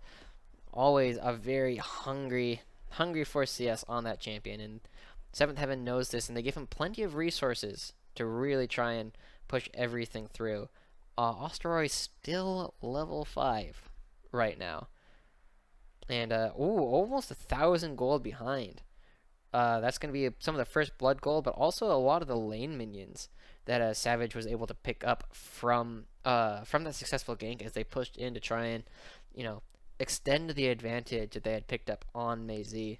But, yeah, right now it's a very, very interesting. The game is hanging in a sort of balance right now as the first Mountain Dragon is standing there waiting to be taken by one of these teams, or really it's likely going to be, since neither bot lane has chosen to back yet, there's a very good chance that whichever team goes down there first will pick up that advantage. But it looks like they're heading towards the top lane. Weaver's Wall is available. Osterori is finally level 6, but they're pinging it out. They know this pink ward is here. Maisie's going to clear that before they choose to do anything further. But Savage is looking down towards the bottom lane. picking up some of those Krugs.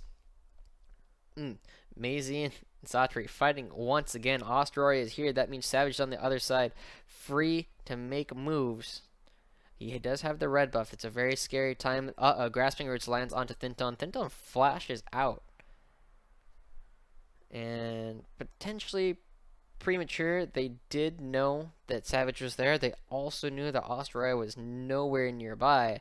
And while Savage gets rewarded with a little bit of this farm here on the other side of the map, Brock and Hollis are looking scary. Maisie and Osteroi might be able to take this, but they are going to trade it definitely down for the turret down in the bot lane. They have 3 members there, 4 members there.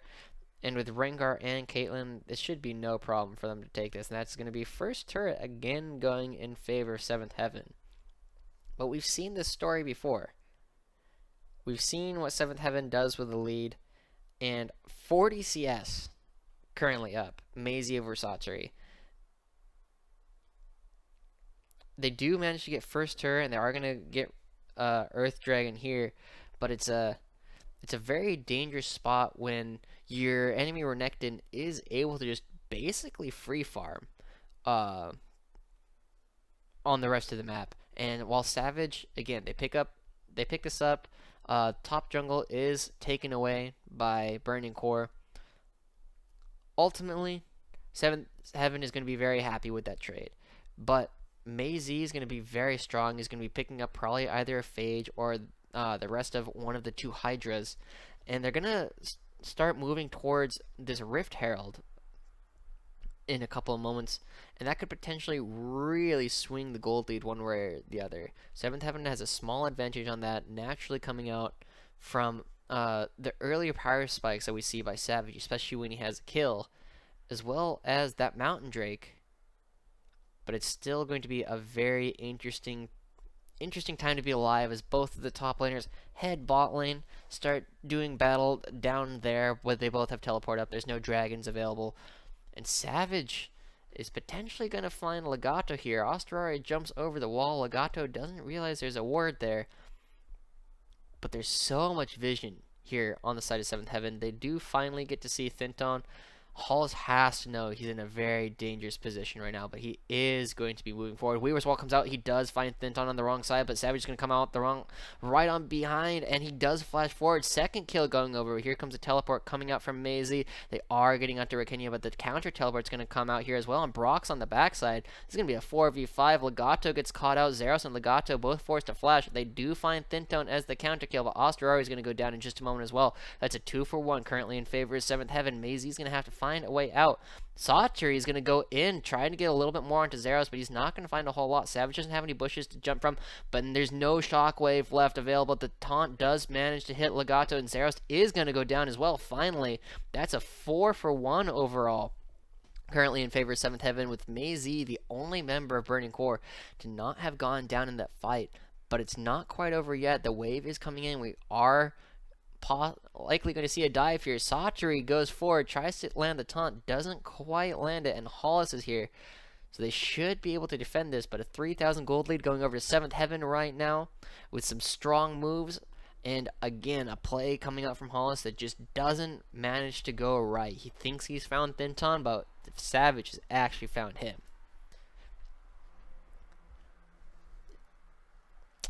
While it does give potentially a position for Burning Core to start up this Rift Herald, we saw them use it. Did they get it? Who got it? I just remember it wasn't very impactful. Yeah, it was definitely Burning Core last game. They picked it up. Asteroid put it down somewhere in the jungle, and it ended up heading towards mid lane, headbutted the mid turret once, and called it a day. But we are, they are in a position where they're not quite as far behind as they were last game, and so they are potentially in a good spot to really start moving things around. Maisie's on this Renekton is double. But yeah, let's take a look at this again. Weaver's Wall comes out, thinks he's found Thinton, doesn't realize that Savage is on the wrong side, takes a lot of damage, and unfortunately flashes in a way where he sets himself farther away from his team as Maisie come in. We're going to see a shockwave come out here from Brock as well, as he throws it down, thinks he's found both members, but Zeros and Legato are both okay from that, but they are already routed. There's not a whole lot left here that Burning Core can do. They've lost a lot of their front line. What do you call it? Hollis is dead, and they are just going into a turret dive. And right now, 7th Heaven wants to continue the pressure by picking this up. That should be easy for them to grab. But the real question is what they do with it. We've seen tons of teams pick up the Rift Herald, and it is potentially a win more button that they have available to them. It's going to go over to Savage, who's been proving to be one of the stronger players on this team.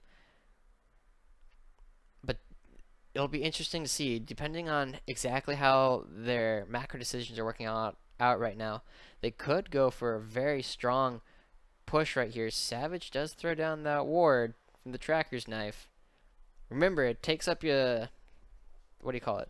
The Rift Herald takes up your trinket slot, so you aren't able to do the same thing with that trinket until you do use it. And we've seen plenty of people mess up with that. I think I've seen it probably a dozen clips by now on places like Reddit where people think, oh man, I'm just going to ward hop as Lee Sin, but instead you sit there and channel the Rift Herald somewhere in the middle of nowhere. But right now, look at Satori's CS. It's behind Savage's, and Savage doesn't even have a particularly high amount of CS. It's behind Osterore's CS as a top laner. And unfortunately, it's just speaking to a number of things. One, I don't think he CS's very well. Two, Maisie's been having a great time up in this top lane as long as there hasn't been other people there. And three, we'll have to see what it really means for the rest of 7th Heaven as their top laner is just completely outclassed. Pretty much by just about everyone I've seen in the rest of the league. He had a lot of problems with it last split as well.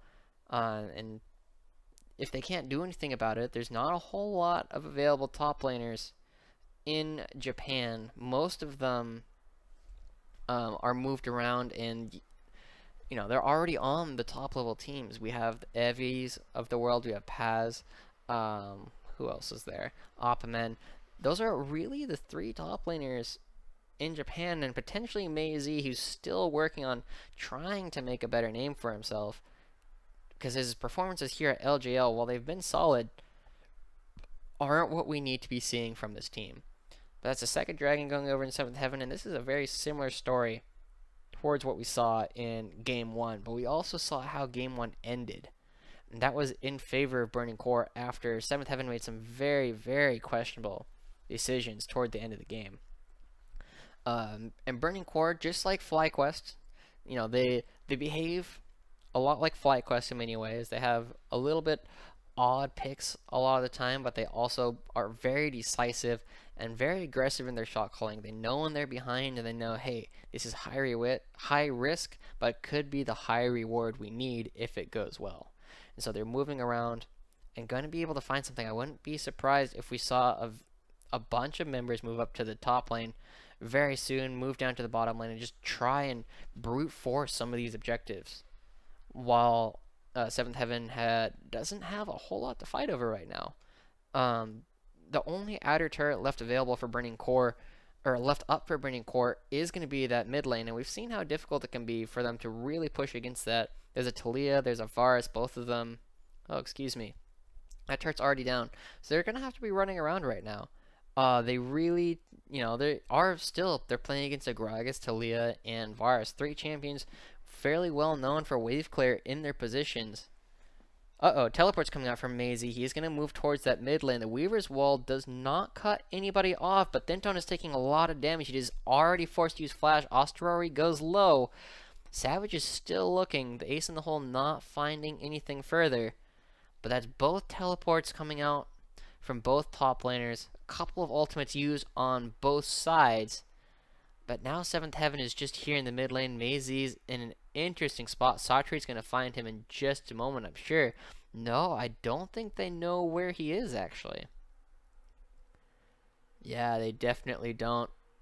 Ooh, potentially big pick to be found onto Savage. He does not have his flash anymore.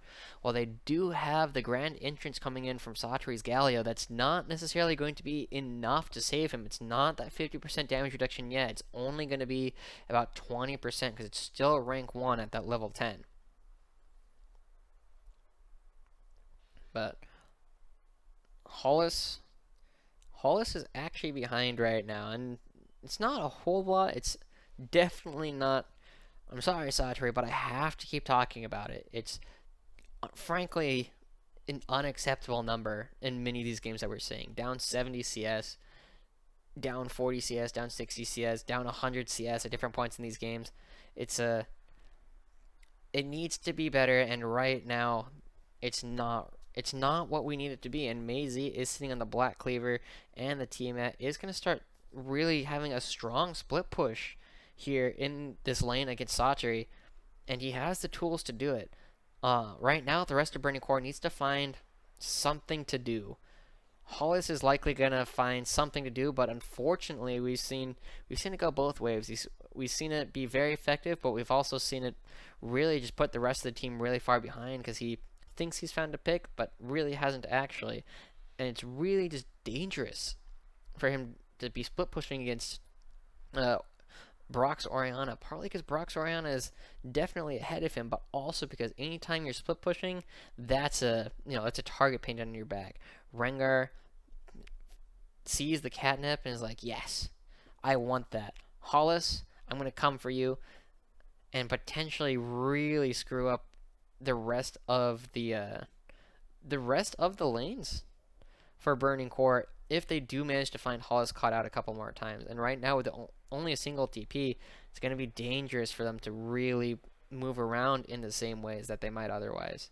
Osterari is taken to a little over half right now as the rest of the team start dancing around each other. Maisie's not doing a whole lot of damage to the Sunfire Cape Satori. Yet with the Baron already live, ooh, good steal attempts. Not quite there from Legato, but still very respectful. But it's a dangerous spot for Burning Core. We saw how it went last time because 7th Heaven made a couple of large mistakes. But you cannot count on your opponents to be making significant mistakes. They also know what happened last time. They know that they should have won the game. They know that if they had just played a little bit safer, they probably could have done so. And with the next dragon spawning in just a minute, and BC constantly hovering around this Baron, unwilling to really give 7th Heaven an easy opportunity to do so, it's going to be much more difficult for them to really finalize a win. And we're going to stall out for a little while here. I don't expect to see a whole lot more action until this next dragon spawns.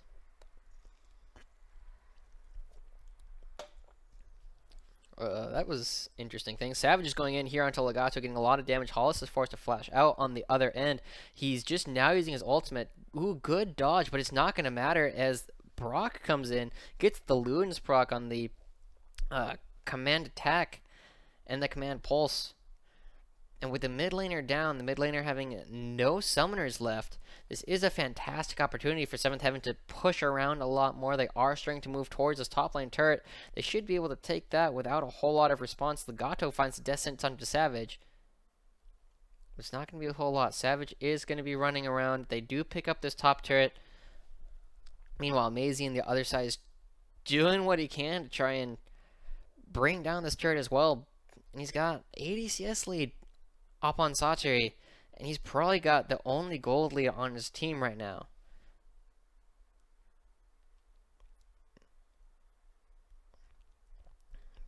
But unfortunately, Hollis is finding right now that the rest of the LJL is not like, the Japanese challenger scene. LJL, we saw them last at Midseason Invitational. We'll get to see them again at Rift Rivals next month. They aren't the best region in the world by any means, but they are still professional players. They still, we have a number of players here in Japan who do, sit in Korean Challengers, sit in Korean Masters, or, high diamonds there. And they are individually strong players, just like what he's used to seeing in Korea. And the Challenger scene, just like any other Challenger scene in the world, is not quite the same as the level. You have greater coordination. at the professional level, you have okay, there we go. You have a greater individual skill on average, and Hollis is used to being able to run around and just really kind of do whatever he wants. But here at the professional level, they know, don't give him Zed, don't give him LeBlanc. He won't have the same kind of impact on other champions. And so he's just trying to find these picks. He's trying to find these plays. And teams are starting to bait him for that a little bit. We've seen that a couple of times here. Not necessarily actively, it's like, hey, look at me, I'm a lone Zyra. But, just he thinks he sees someone by themselves. And Challenger scene, they usually are. But at this level, not necessarily. Osterari does get rooted up a little bit right there. And with the Ocean Dragon once again coming out, 7th Heaven is in a decent spot again to start taking all of these outer turrets with the mid lane and the bot lane, the only two remaining. Maisie is going to be pushing out, nearing that 100 CS lead, but they are going to need to start making a play very soon. Right here, the Weaver's Wall comes out. Satri and Savage are in an odd spot. The Death Sentence lands onto Satri, but here comes a Shockwave. Gets all members of Burning Core. That's a huge team fight going over in favor of 7th Heaven. That's a 4-for-0. Maisie finally gets into the fight, but he's forced to flash out immediately. He has no team left to help him. And with Savage on him in the jungle, there's nothing they can do. That's a clean ace in favor of 7th Heaven, and this is a cracked base for Burning Core. They're going to be taking at least this first inhibitor. It's a little too early in the game to really push for a game, but that's such a huge advantage for them this far in the game. And that was a really, really unfortunate grouping up of Burning Core. They're going to have another chance right here. They're going to be respawning in time for the Baron, but we see there's still there's still Zeros to flash up. They still have Explosive Cask. They still have the Corrupting Chains. They could have done something with that team fight, but here we go. They get the Death Sentence onto Satri, and that pulls him in, gets taunts on 2 members. Hollis goes down immediately, and the Shockwave catches everybody else. There is nothing further they could do. By the time Maisie gets there, there's nothing that a Croc can do 1v5 with the current scoreline. 1-1-0 at the time, 1-2-0 now. He does have the Titanic Hydra, so he's a little bit stronger than he was before. And again, 100 CS up over Satri, but right now, the rest of his team is just not performing well enough to close out this game. And with just under a 10,000 gold lead, a little under 9,000 actually, we are starting to see real item breakpoints coming out from 7th Heaven ahead of Burning Core. A Void Staff, between Brock and Hollis. An entire Zeal item separating Orkenya and Zerost. And we are starting to see, once again, Thinton picking up that Leandres. He's going to be doing so much damage over as compared to Legato, who is not even tanky yet. We're just seeing him start to build up. We're going to see a Locket come out of him soon, but he's just so far behind, it's not there yet. And look at how much damage Maisie is doing to Satri. None at all, that's right. It's not really a big deal right now. Maisie is not able to pierce through that huge amount of armor. And all of the sustain coming out from the Spirit Visage and the Ocean Drake. Whenever a wave resets, you just have to wait. And Galio gets to sit there and rebuild everything that he's been doing so far. And look at that. He's going in. He's tanking a couple turret shots, and it's taking him so long to hold down this Galio. And this bottom turret's still up. Savage is looking for a spot to jump onto Legato, or really anyone he can, because BC is not in a position where they can contest just about anything 7th Heaven does right now. 403, 406, 202. The only member of 7th Heaven that has even died this game so far has been Thinton, and he's still 0-1-8. He still has a very respectable scoreline. Meanwhile, everyone on Burning Core is just struggling to stay alive in these team fights. And now 7th Heaven, after dancing around for long enough, is finally like, alright guys, we can start it. They're a little bit scared. The Baron's already down to half. Teleport is available for Maisie, but here comes Satri on the other side. Explosive Cask misses. Osterori is almost dead. Legato's going to be taken down in just a moment. Never mind. Hollis does tank the ace in the hole, but that's 2 members caught up in the shockwave. That's 2 members dead. Maisie's on the backside. Savage is going to find him out. He's going to jump into the rest of the team. He does manage to pick up 1 for himself, giving doubling the number of kills that Burning Core has in this game, but with Zeros and Legato being the only surviving members of the team, they're not going to be able to contest this at all. There's a Mountain Dragon, there's an Ocean Dragon on 7th Heaven. They got Rokenya, Savage, and Satri beating down into the Baron, and that's going to be, really bringing up this gold lead. That's a full 10,000 gold for the first time right now. 3 dragons, 3 members of Burning Core dead, and unless they do something terrible, again, this is going to be the end. This is game 2 right now of Burning Core versus 7th Heaven in the LJL, and we get to see again, just completely missed ultimate, and there we go. Hollis jumps in, tries to make a play one more time, but it does mean he just gets caught, and the Thunderlord's proc coming out from Brock, just bursting him out, and he is gone.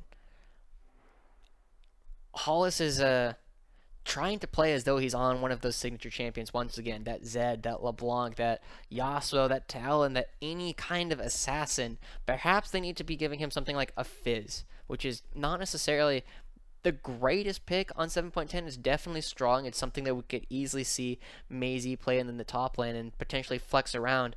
But it has a potentially weak early game. If they give him, again, more focus in the drafting phase, instead of just banning out literally 5 junglers, forcing Savage onto this Rengar, which he's been performing great on this series. 408, having a great time, just moving around the maps, helping the rest of his teammates, and really enabling the rest of his team to really do what they want. We might see him jump over again. Nah, just going to hit this pink ward, but it's a very tough spot for Burning Core to be in. They don't really have the damage. They don't really have the engage tools other than a fantastic explosive cast coming out from Aurora. If they could send Brock into their team, if they could send Rokenya into their team, it might be enough.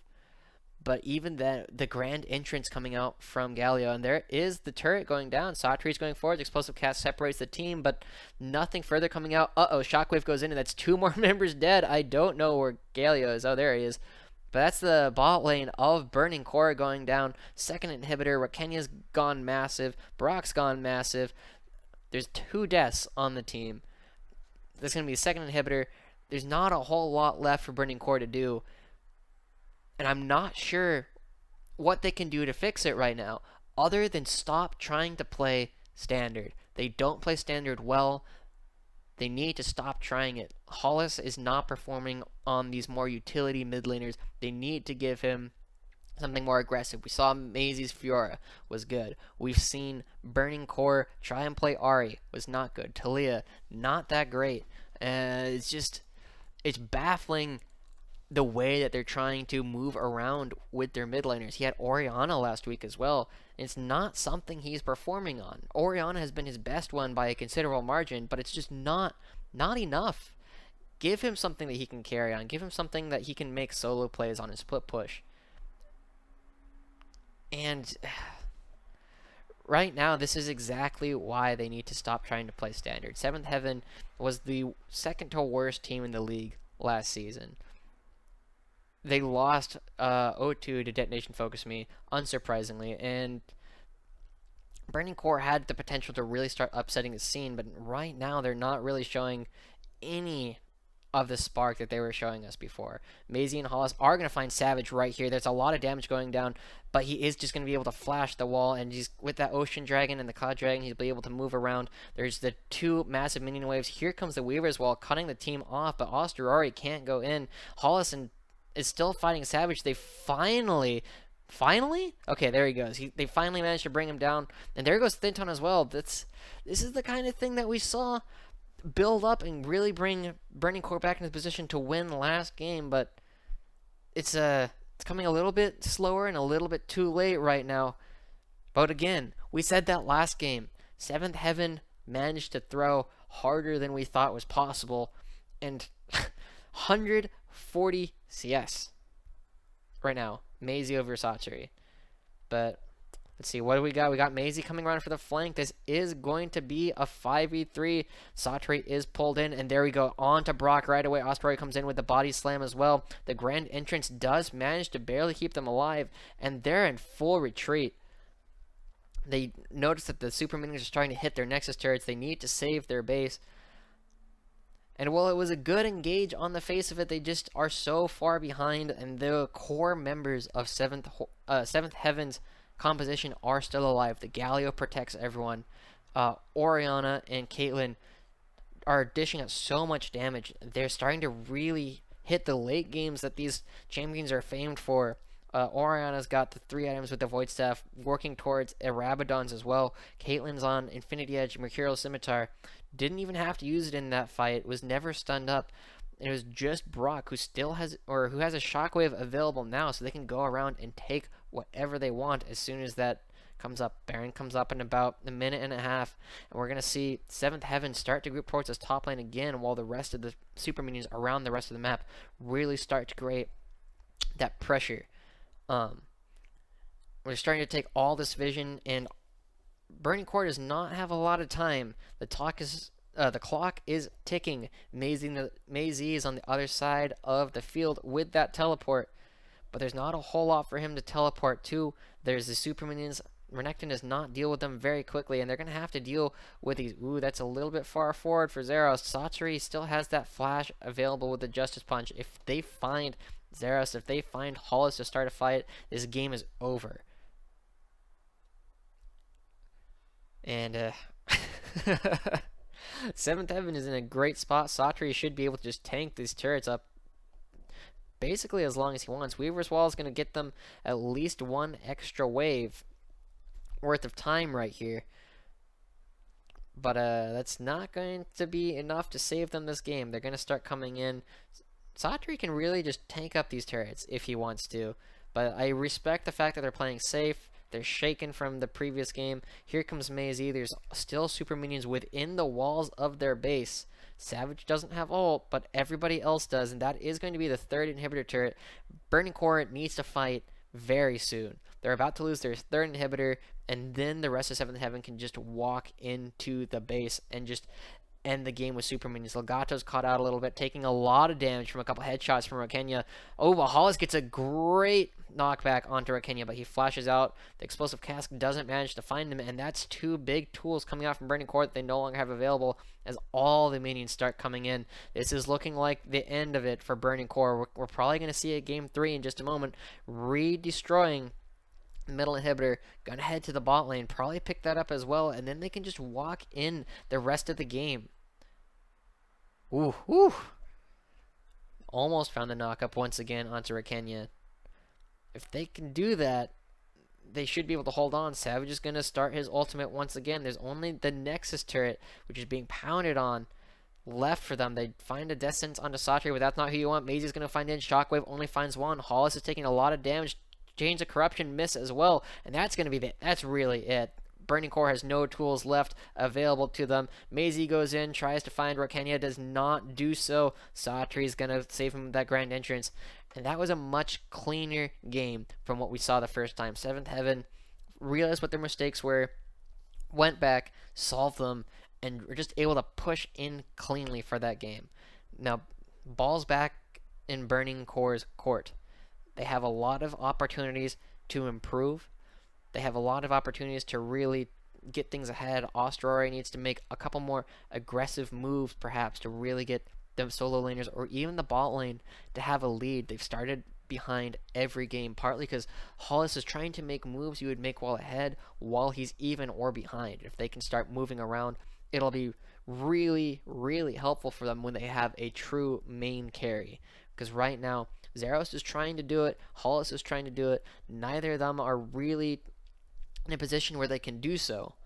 But if we give them a little bit more, if Austria can be a little bit more proactive, then it will be great. He got the flash off of Brock. He got the flash off of Satori to start the game, but he never went back to solidify those gains, and it ended up costing Maisie. He got ganked. Austria wasn't there. What was he doing? He was farming some part of the jungle. I don't think he ever has appeared bot lane. And in this series, definitely not. And I don't believe he showed up bot lane previously either in their set against Rampage last week. So he really needs to find a place to go around, help the rest of his team. And these two teams are, in theory, quite even. But right now, Seventh Heaven is showing that they fixed a lot of their mistakes from last split, and they're really making a case for why they should not be the bottom team in the league. That right now, we are going to take a short break.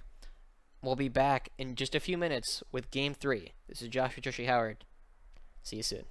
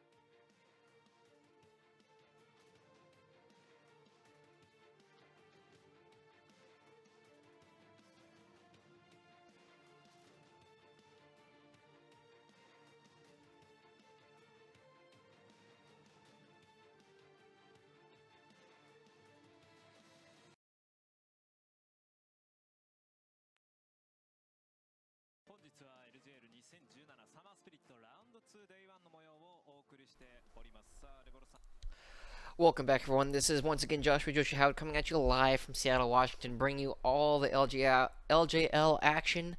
And now we're going to be getting into Game 3 of Burning Core versus Seventh Heaven. We saw 2 games come out from these guys already this today, and frankly, it's been really interesting to watch. The first one, Seventh Heaven had a very strong early lead, but just like Edward Gaming versus Dan Gaming over in China earlier today, they made mistake after mistake after mistake, and eventually it built up to the point where they made one massive mistake, and Burning Core just pushed through and took the entire base off of a single push. Second one, they had a similar lead, and this time they realized what exactly it was that they were doing wrong, and they were able to slowly choke the life out of Burning Core, not give up too many kills. I believe they ended up having 4 deaths on that game, and that's what we really need to see from these guys. They're doing pretty well overall. They had a respectable series against Detonation Focus Me, and they're having so far. The first game was not good, but the second game was quite good for Seventh Heaven. And as we get into picks and bans, once again, we're probably going to see something very similar. Burning Core spends almost all of their pick ban power limiting Savage's pool, and if they don't go with a Rengar ban this time, I really don't know what to do for them. Savage has had a great game on that champion, 2 games in a row, and they opt for a Caitlyn ban, so it'll be interesting to see exactly what it is that they do to adapt. Zed and the Blanc, and we're probably going to see a Fiora. No, we see the Zac. Of course, how can we forget the Zac? The Zac is such a strong champion on this patch, and it's been played with nearly 100% pick ban rate across every competitive scene in the world. I think there was one game in NALCS, or it was either NA or EU, where it was neither picked nor banned because people hadn't been practicing it. If it's banned all the time, you don't actually get to play it very often. But we do see the Zyra coming out for a Legato, trying to keep that away from Thinton, and that makes a lot of sense. He's had a very good series on that champion so far. He's been doing a lot of damage, been doing had some pretty solid ultimates, some good grasping roots. While he has gotten caught out a little bit here and there, and ultimately hasn't made a large difference. And Savage does pick the Gragas. Now Gragas is such a great pick on this patch, simply because he has the options of being flexed into both the top lane and the jungle. And while Japan has not had the greatest drafts, they've been having good compositions for the most part. This draft could be interesting. If they pick a top laner here or another jungler as their third pick, it'll be really not good for them. But we do see Olaf coming out from Asterare. That's not something we tend to see nearly as much of in Japan. And with the Olaf and the Fiora getting picked up, this is giving counter picks a little bit more to Zerost and Hollis, which is very interesting set of choices. We haven't seen Austerare's Olaf since last split, since the Challenger series, and even then, I don't think he really played it then. It wasn't banned against him either. Rampage didn't think it was important enough to do so, but we do see the Orianna coming out from Brock. They left that available, and now we're going to see a lot more bans being targeted towards Hollis. Zeros is going to have pretty much his pick of the litter. I wouldn't be surprised to see like a Xayah, a Varus, another Callista. There's plenty of options available. But they are going to start banning out Rokenya a little bit, which is fine. They've already put 2 bans toward him, and what do we see? We're going to see the Talia ban here, quite possibly, just really limiting Hollis's champion pool, and Ahri ban. That makes sense. If they put him back onto the more utility mages, that's a very good thing for Seventh Heaven. You don't want Burning Core to really have the ability for Hollis to pop off. But we do see a Kog'Maw ban coming out as well for Kenya, and that makes a lot of sense. You already have the Orianna and the Karma. That's not something you want to be giving Rakenya the ability to play around with so much protection already. It's a little bit interesting that's coming out this late in the pick ban phase, especially with no Lulu, no Ivern available. But we do see Savage picking up that Graves to go into the jungle, and that's not something we've that has been receiving a lot of attention in this series. And Zeros is looking like the Callista once again. He's got plenty of options. Callista is a very self-sufficient ADC, which is exactly why we saw Reckless playing so much of it back in the Fnatic days, when he was just really able to do whatever he wanted, supported by Yellowstar and all that good stuff. But now the important thing is they have to pick Hollis's mid laner. And I'd love to see something like a Fizz here, but I don't think it's likely. Victor, okay, I can dig it. Victor up against Orianna and a Twitch coming out for Kenya, most likely. I really, really like that pick. Like I said, they already have the Karma, they already have the Orianna. The Varus, the Kog'Maw, the Caitlyn are already banned away. Twitch is the next one. It gives Kenya a lot more playmaking potential. As I say all of that, okay, they do finally lock it in, but there's so much playmaking potential given onto Kenya on this Twitch. He'd be able to move around. The double ADC, double support composition coming out from 7th Heaven is something that is really, really effective, and we're starting to see a lot more internationally. Sorry if you guys are getting any stutters on the stream side. I'm not sure what exactly is causing that, but we see a very aggressive composition coming out from Burning Core, and unfortunately this Olaf doesn't seem to be the most effective. Getting onto Twitch is fine, but if Twitch is the one who's going to be opening up in the first place, you don't have as many good opportunities to just run at him as you might have with a different ADC, something like an Ashe or that Varus that ended up not getting picked in this game. But 7th Heaven is looking strong. Their early game plans have been good, and if they can really continue, if they can do that one more time, this should be a fairly easy, if not quick, game for them. But we do see Victor being played by Hollis in the mid lane, and that Victor versus Orianna is going to be probably the deciding factor of this game. Hollis Brock and Austrari Savage is really going to determine exactly how these two teams are able to move around and really play around each other. If Austrari can get Maisie's Fiora rolling, if he can get Victor rolling, if Israel and Zyra is a pretty solid lane, and they'll be able to dance around and do kind of, they'll be able to put down a lot of poke that Karma will, do their best to mitigate. But BC is definitely a spot where it's going to be difficult for them to really push through a lot of this. It's going to be very much up to them getting an early lead on these champions, and this series has shown that they're not necessarily up to that yet. They haven't done so successfully at all. They've been down about 4,000 gold at the 10-minute mark both times, and we do see a bunch of Doran shields coming out right now once again in Japan, and this is not unusual as we load into the Rift, but it'll be interesting. We're currently 1-1 to decide who is the bottom team in the LJL right now, and a very different start coming out as Brock, Savage, and Satri are all sitting here.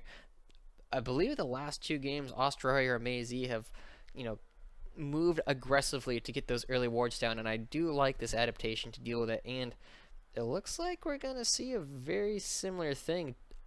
Early 3v3s, Austrari will do a lot of damage, throws the axe, finds a lot of people, but gets stunned up very quickly. There's a lot of damage. We're going to see some flashes coming out, and Austrari is not going to go down quite yet. He finally goes down. Hollis does a good job of blocking a lot of damage. But that's really, really, really not what Burning Core wants to see. That's a flash blown already, the ghost blown on Austrari. He's going to have even less ganking pressure now than he would have otherwise. And with the first blood going over to Brock, that's going to put Hollis in a rough situation. While he doesn't have any summoners quite yet, it's not going to be a good spot for Austrari to do anything about. And Maisie's setting up another trap for Satri here. Satri saw and remembered what happened the first time, and he's not willing to just give that up once again. But I do like the aggression coming out from Maisie, knowing that Satri does not have his flash available. And in fact, there's no flashes on 7th Heaven's top half of the map. Asteroid does manage to pick up that Gromp, but we could very easily see Savage coming after him once again, simply to the fact that Olaf is a very low health jungler, since he gets so much attack speed based off of the amount of missing health he has. And in fact, Savage is moving around in this top half of the map near where Asterore could be found. And there we see some interesting stat differences between these two mid laners. A 0.8 KDA for Hollis. And that's not so much because he's not helping out with his team's kills. It's this that he's dying a lot. To be honest, he's dying way more than he really needs to, because he's trying to make plays that don't need to be made. He's trying to find things that he needs to do on his own instead of playing with the rest of his team, which in theory is fine, but it's not something, you know, when you play Talia, when you play Orianna at the earlier levels, you're not going to be finding solo kills. You're going to be trying to find plays with Osterari, with Maisie, with Legato moving around, really trying to help out and, finding early picks onto players like Savage, onto Brock. But right now, there's not a good time for him to do that. And, alright. So I'm going to have to place an over-under bet right now as to what exactly Satori's CS deficit will be like against Maisie. We already see him. He's currently evened it up right now, partly due to an experience benefit. He's going to be hitting those levels just a little bit earlier than Maisie will for most of this laning phase. But we've seen him struggle so much throughout the series, throughout the LJL, not just this split. Just in general, he's just been having so much difficulty remaining even in CS, and we'll see exactly what it is. I'm going to give him an over-under of 50 at the 25-minute mark. So about 2 CS per minute behind, and that will really, really start to build up. Hollis is again in a very dangerous spot. Graves does a lot of early damage. He hasn't backed yet, but probably going to stop the back here, but that'll probably be about it. He's definitely healthy, but Hollis doesn't, there's not a whole lot for him to do. There's a large wave pushing right here. He's going to try and make sure that hits the enemy turret so that Brock isn't able to freeze it here. And yeah, he does do that successfully. Osterore is coming up, and this is the attention that he needs to be giving to the solo lane. Satori does see him with that ward as it dies, but he is out of mana and does not yet have flash. Pre-6 though, not a whole lot that Osterari is going to be able to do other than run around and threaten the top half of the map once again. And it's interesting to me that Maisie is such a big fan of this Cole, especially on these carry champions. And it's partly, I think, simply because of the player he's playing against. He gets these easy CS leads. He's still going to be up when he gets back. He'll be able to really bully Satori around, and it'll be great. He'll be able to get some free gold off of that, but it does potentially sacrifice some of his early kill power in this game.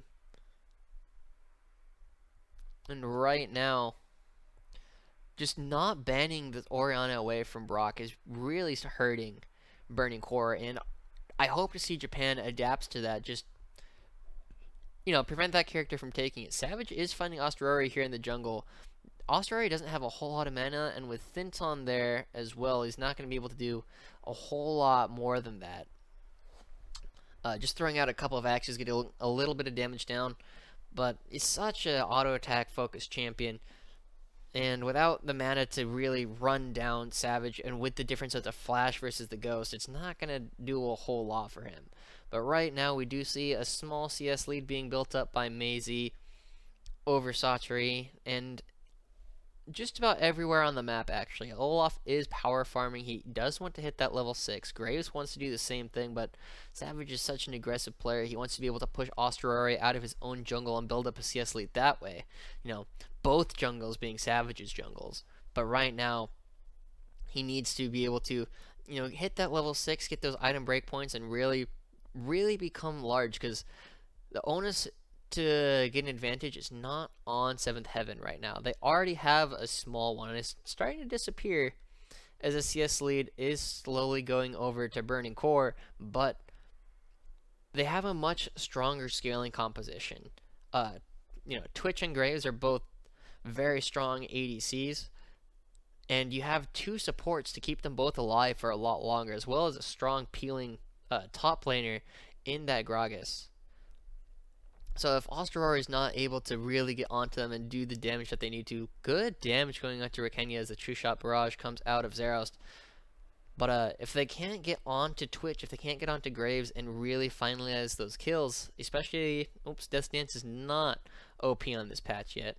But yeah, if they can't finalize those kills onto those ADCs, it's going to be a lot more difficult for them to really push around and start these fights. But here comes Osterori ghosting in. Brock did use his ghost already and is not going to have to use his flash. Hollis does not have the damage, and Osterori is not able to get close enough to really force out any further summoners or anything from Brock.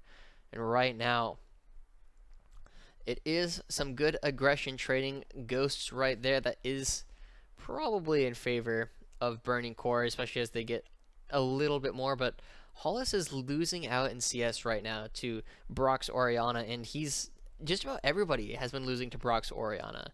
It's kind of like Ramane's Syndra, one of those things that, a very strong individual champion pick, where we saw Ramane's Syndra picked up in almost every game. We'll probably see a very similar thing coming out from Brock's Orianna this season if other teams let him, because he's beat out Saros, he's beating out Hollis, and we don't see reason to see him stop. He'll probably start beating out Ramane. He'll start beating out all the other mid laners in the rest of Japan. So it'll be interesting to see how the rest of it goes. We're seeing a little bit of trading up in the top lane, but not a whole lot. But right now, both the mid rookies in Japan are actually doing quite well, minus Hollis. Lavier, I'm not quite sure how you pronounce it, but that's on Rascal Jester. He's been doing quite well with some unusual champion picks. Maisie could potentially go forward for that, chooses not to. There's no mana on either of them. Content with just stacking up this coal, but Rascal Jester's Lavi has also been having some decent success with the Aurelian Soul, the Anivia, and again, more Orianna. But here we go. Here comes Twitch. Lots of damage being put down onto Thintone, and that's the power of Zyra, ladies and gentlemen. Just getting good chunks onto everyone. The Ruby Sightstones coming out of both, or just the Ruby Crystals coming out of both supports, giving them greater staying power in that lane, more combat stats, especially as both of these ADCs start to get onto a little bit more power. But here we see Savage once again. Both jungles are Savage's jungles, and right now, Osterari wants to make one of the other jungles his, as Savage starts up this dragon. Saturi is getting jumped on by Maisie. He doesn't have a whole lot of mana. He's just got one more thing to proc. He does find out that's lots of damage onto him, but only getting his flash, and that's being traded for an Infernal Dragon. So this could be very big. Savage now knows where Osterori is. This could be a potential dive. We see Brock coming down, and this is once again the same story we've seen from 7th Heaven 3 games in a row. Osterori shows top, doesn't get anything, and it means that Legato and Zerost pay for it. Here comes the teleport out of Maisie. He doesn't have anything. Zerost manages to dodge the shockwave. Maisie's here once again. Victor's on the backside. He managed to get one back. Thintone goes down, but Zerost and Maisie don't have a whole lot of mana. Hollis is just trying to corral Saturi. The Courage of the Colossus giving him a large shield. Should be able to get him out of here. But this is a split fight. Saturi should be going down here in just a moment. Just a little bit more damage, but they don't find it. He's going to body slam over the wall.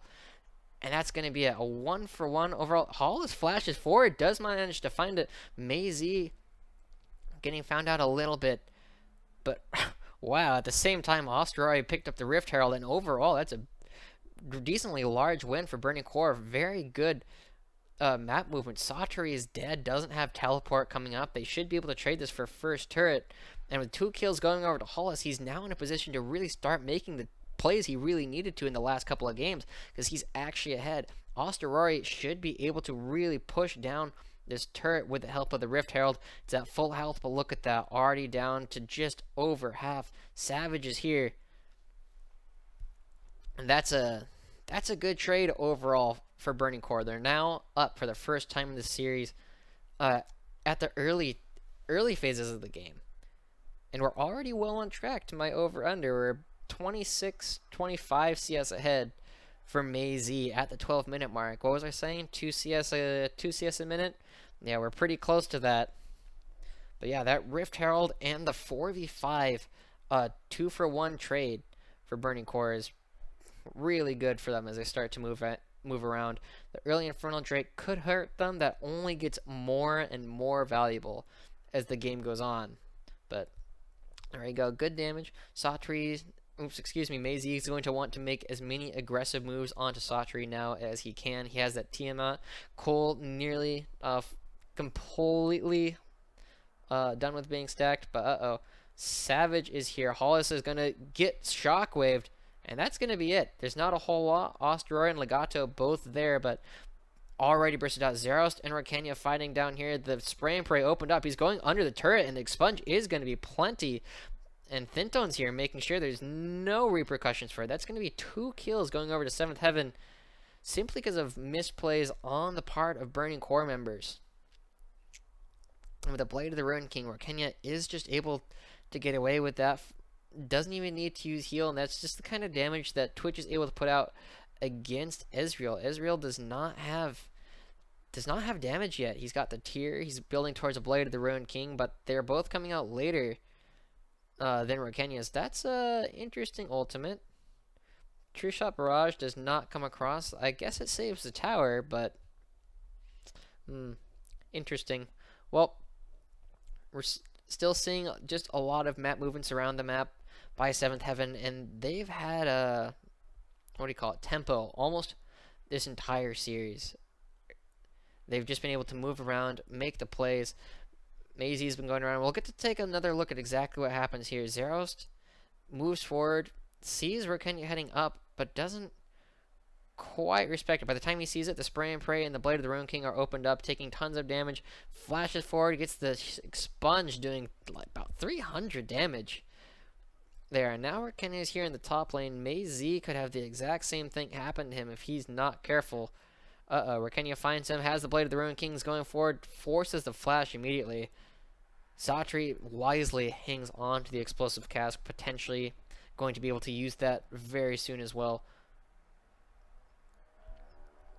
But we are going to need to see a little bit of movements right now, as this first turret is likely going to be going over in favor of 7th Heaven. All of Burning Core members are going to be down on the bottom side responding, but they should not be able to take it faster than this Twitch with the fully completed item and Savage coming up as well to support them.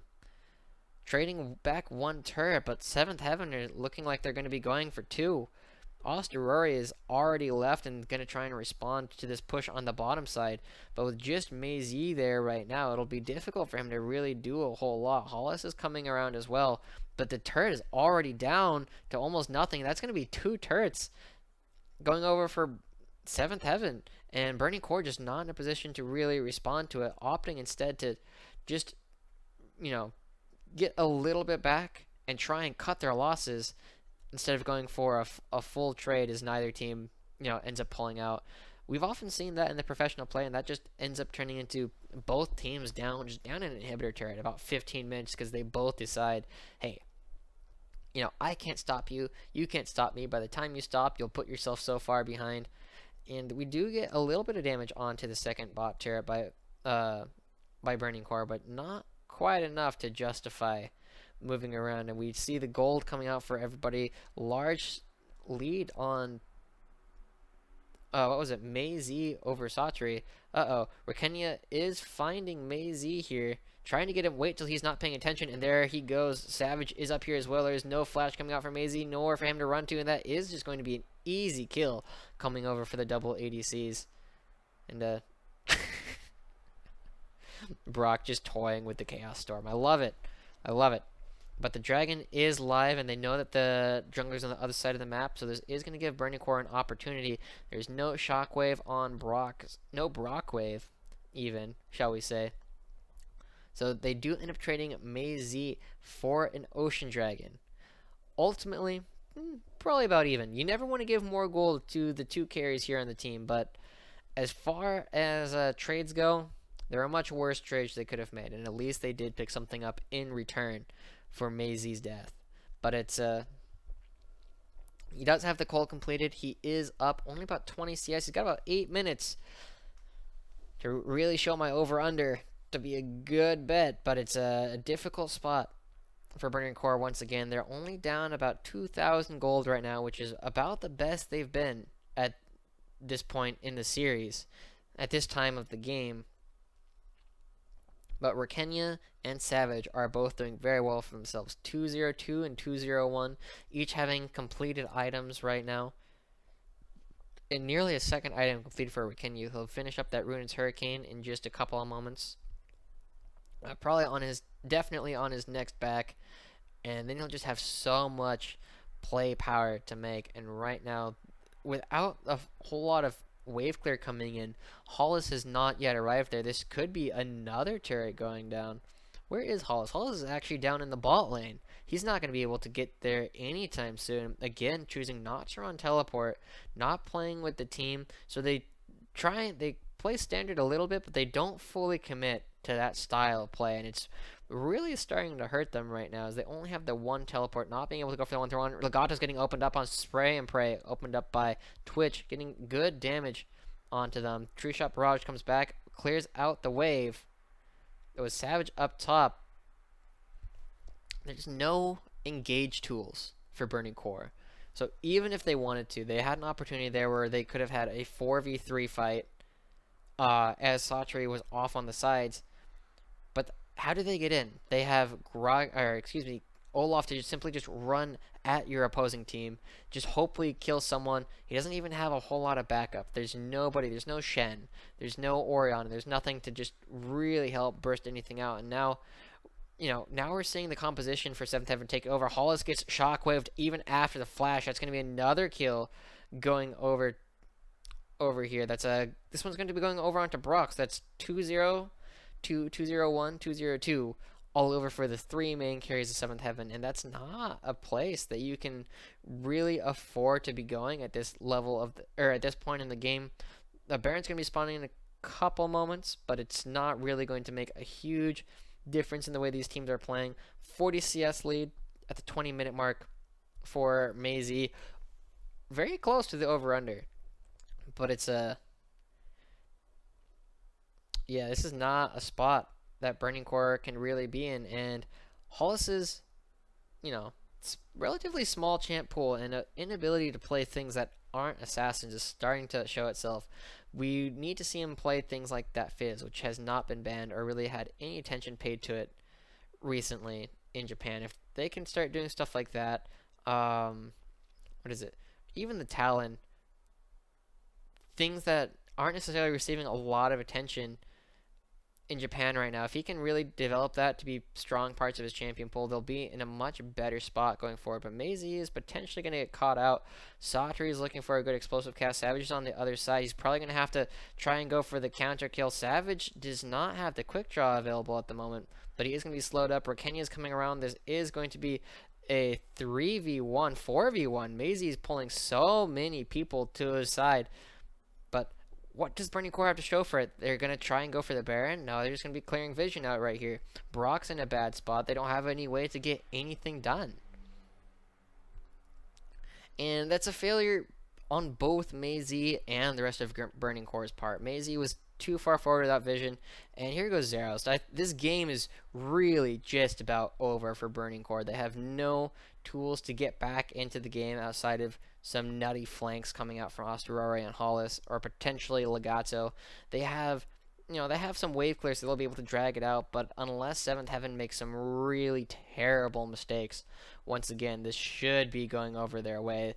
Satri doesn't need to have a lead individually when he's just able to have so many members of his team just come help him out. Mei Z is overextending. Hollis isn't doing anything. Zeros is Zeros is farming fine, and he's slowly building up his items, and we all know what happens when Ezreal really starts to get all those items. He becomes nigh unkillable. But it doesn't matter if your Ezreal doesn't die, if he's not able to stay in the fight long enough to actually kill anybody. Rakenya and Savage are going to be popping out of nowhere, just completely destroying the entire front line. Maisie's gone for the Ravenous Hydra Rush once again, not even having the tank stats provided by the Black Cleaver yet. Victor's sitting on, he's rushing a Lich Bane, so he'll have stronger single target damage, which is what you need. You need to be able to blow up one of the two ADCs on the team, and then you might have the damage, but then you still have the secondary carry threat of the Orianna. Burning Core does not have a composition that can really deal with the composition that Seventh Heaven has drafted, and it's really starting to show. The gold lead right now, it's only 4,000 on paper, but it's not showing the full story. The gold lead right now, we are seeing a teleport right now, so they need to do something. Austria is just running at them, uses the Ragnarok really late, and right now the teleport coming back out from Satri means that Austria just got poked out to about half, and Maisie's in a bad spot. Play to the Ruin King being put onto him. Gonna have to flash. Tries to get down to Savage, but he's gonna go down as well. And now Hollis is in a bad spot, forced to flash out as well. And the moves being made by BC, they need to be made, but they need to be made better. They're not in a good spot. If Austria had committed to the fight, if there had been a better teleport, they might have been able to do something. But right now, Burning Core has already lost the game. They have, at this point, they have to play it out, because it's not a 0%, it's about a 1%. If you just see Savage going over, trying to pick it up, does pick up a kill onto Zeros, and now pushing onto Osterari as well, just diving under, the inhibitor turret, and there's nowhere left for anybody to go. Satri's going in, and Hollis is nearly bursted out as well. They're just finding picks all over the place, and Burning Core is trying to play standard, but they don't know how to play standard, and they will suffer for it until they figure it out, or until they realize, hey, we don't know how to play this. We need to figure out what it is that we do better. And Burning Core is not there. Seventh Heaven is going to be picking up this Baron, and they should be able to close out the game pretty cleanly. About a 7,000 gold lead right now, and we're getting very close to the 25-minute mark. We'll have to see how close I am to that over-under. But, yeah, it's just a terrible, terrible spot for Burning Core right now. They're down 7,500 gold. They're going to be able to get this Cloud Drake probably if Osterari is able to get there in time. But Savage is already almost there. They don't have a smite available. Satri doesn't have the teleport available, but Rakenya is going to be here. Maisie is just taking a long time to do this. Osterari is finally starting to show up, but Savage is here. Even if they pick it up, they're gonna pay for it. Maisie doesn't have his flash available. And he just goes down. Osterari is going to be next in just a moment. He does have his Ragnarok, so he's going to be able to run out, but still just chunked out. They pick up the Cloud Dragon, but for the cost of Maisie and so much pressure on the map, they can't do anything now. The only frontliners they have are gone, and this is they trade a Cloud Dragon for, one kill and at least one turret, and if they're lucky, that's going to be it. But here we see Seventh Heaven moving on right here, and Rakenya looking to do something fun. But the good wave clear coming up from Victor with the good gravity field. Osterari doesn't have the Ragnarok, so he won't even be able to run at them very effectively right now. But it's a 9,000 gold lead being built up for Seventh Heaven. And again, only 2 deaths on the side of Seventh Heaven because they play as a team. And Burning Core doesn't know how to do that. But here we go. We have to praise Seventh Heaven a little bit more. They had a lot of struggles last season. They ended up second to the bottom. They went 2-8, only picking up wins off of, I believe it was Rascal Jester and Scars, and Scars was sent to relegations and got 3-0'd by Burning Core in the promotion tournament, meaning that in theory these two teams should be pretty close, and Burning Core actually even improved in terms of their individual lineup since that point. They picked up Zeros over Akashi, who was struggling even in the challenger scene to remain relevant, where Zeros was one of the better ADCs in the Japanese scene during the spring split. So on paper, Burning Core should have been, if not a good team, then at least a solid team. They should have been able to compete with teams like Seventh Heaven and Rascal Jester, but right now they're really struggling with that. And there goes Maisie getting opened up once again by Rakenya. This should be another kill. There's no flash. And the riposte comes out, but it's not going to be enough as Rakenya picks up his 3rd kill of the game. And he's just finding so many assassinations right now, and Burning Core is not respecting the Twitch whatsoever. So, we're going to look for a miracle. We're going to look for a miracle for Burning Core. Otherwise, this should be a pretty easy push in by 7th Heaven. They don't have the same dragon dominance this game as they have in the other games. They don't even have a majority of them. I believe both previous games they had 4 dragons before Burning Core was even in a position to, really even think about taking a dragon. And right now, they're stuck. Thinton has opted for a, there's not a Leontres on Thinton this game. I guess he's not playing Zyra. The redemption makes a little bit more sense on this character, but it's a very dangerous spot.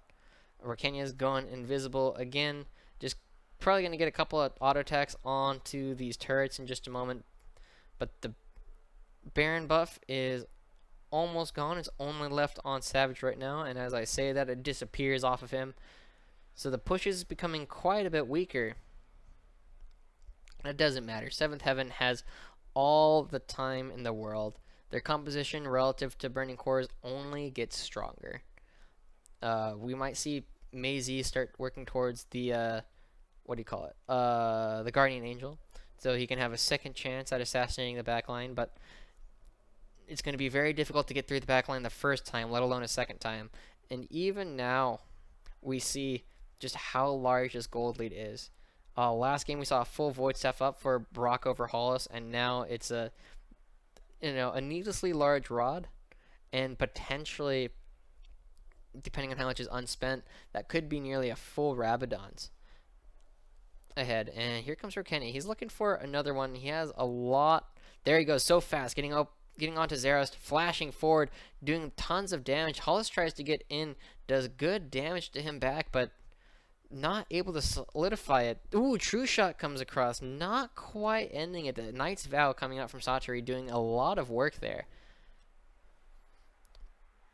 But even with the crazy aggressive moves there by Rakenya, they didn't pick anything up, but they can't be punished for it because of how far ahead they are. And that's exactly what the composition does. Now imagine Burning Core trying to make an aggressive move into that. There is no way for them to really do anything about it.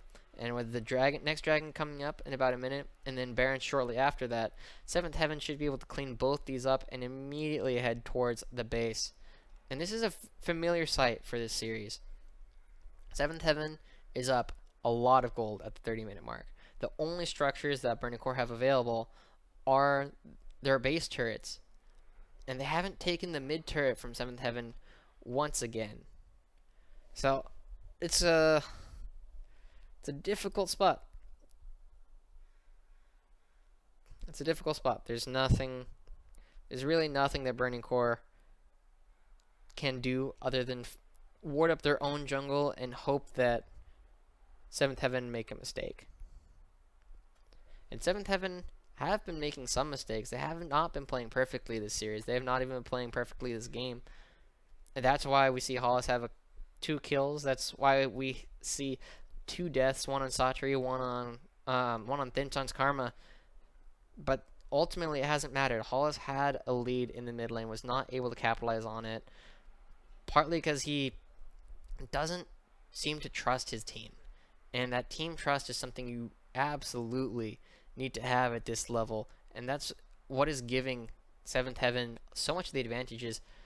They aren't making solo plays just about anywhere. Whenever someone on 7th Heaven is anywhere, they're able to do something with it.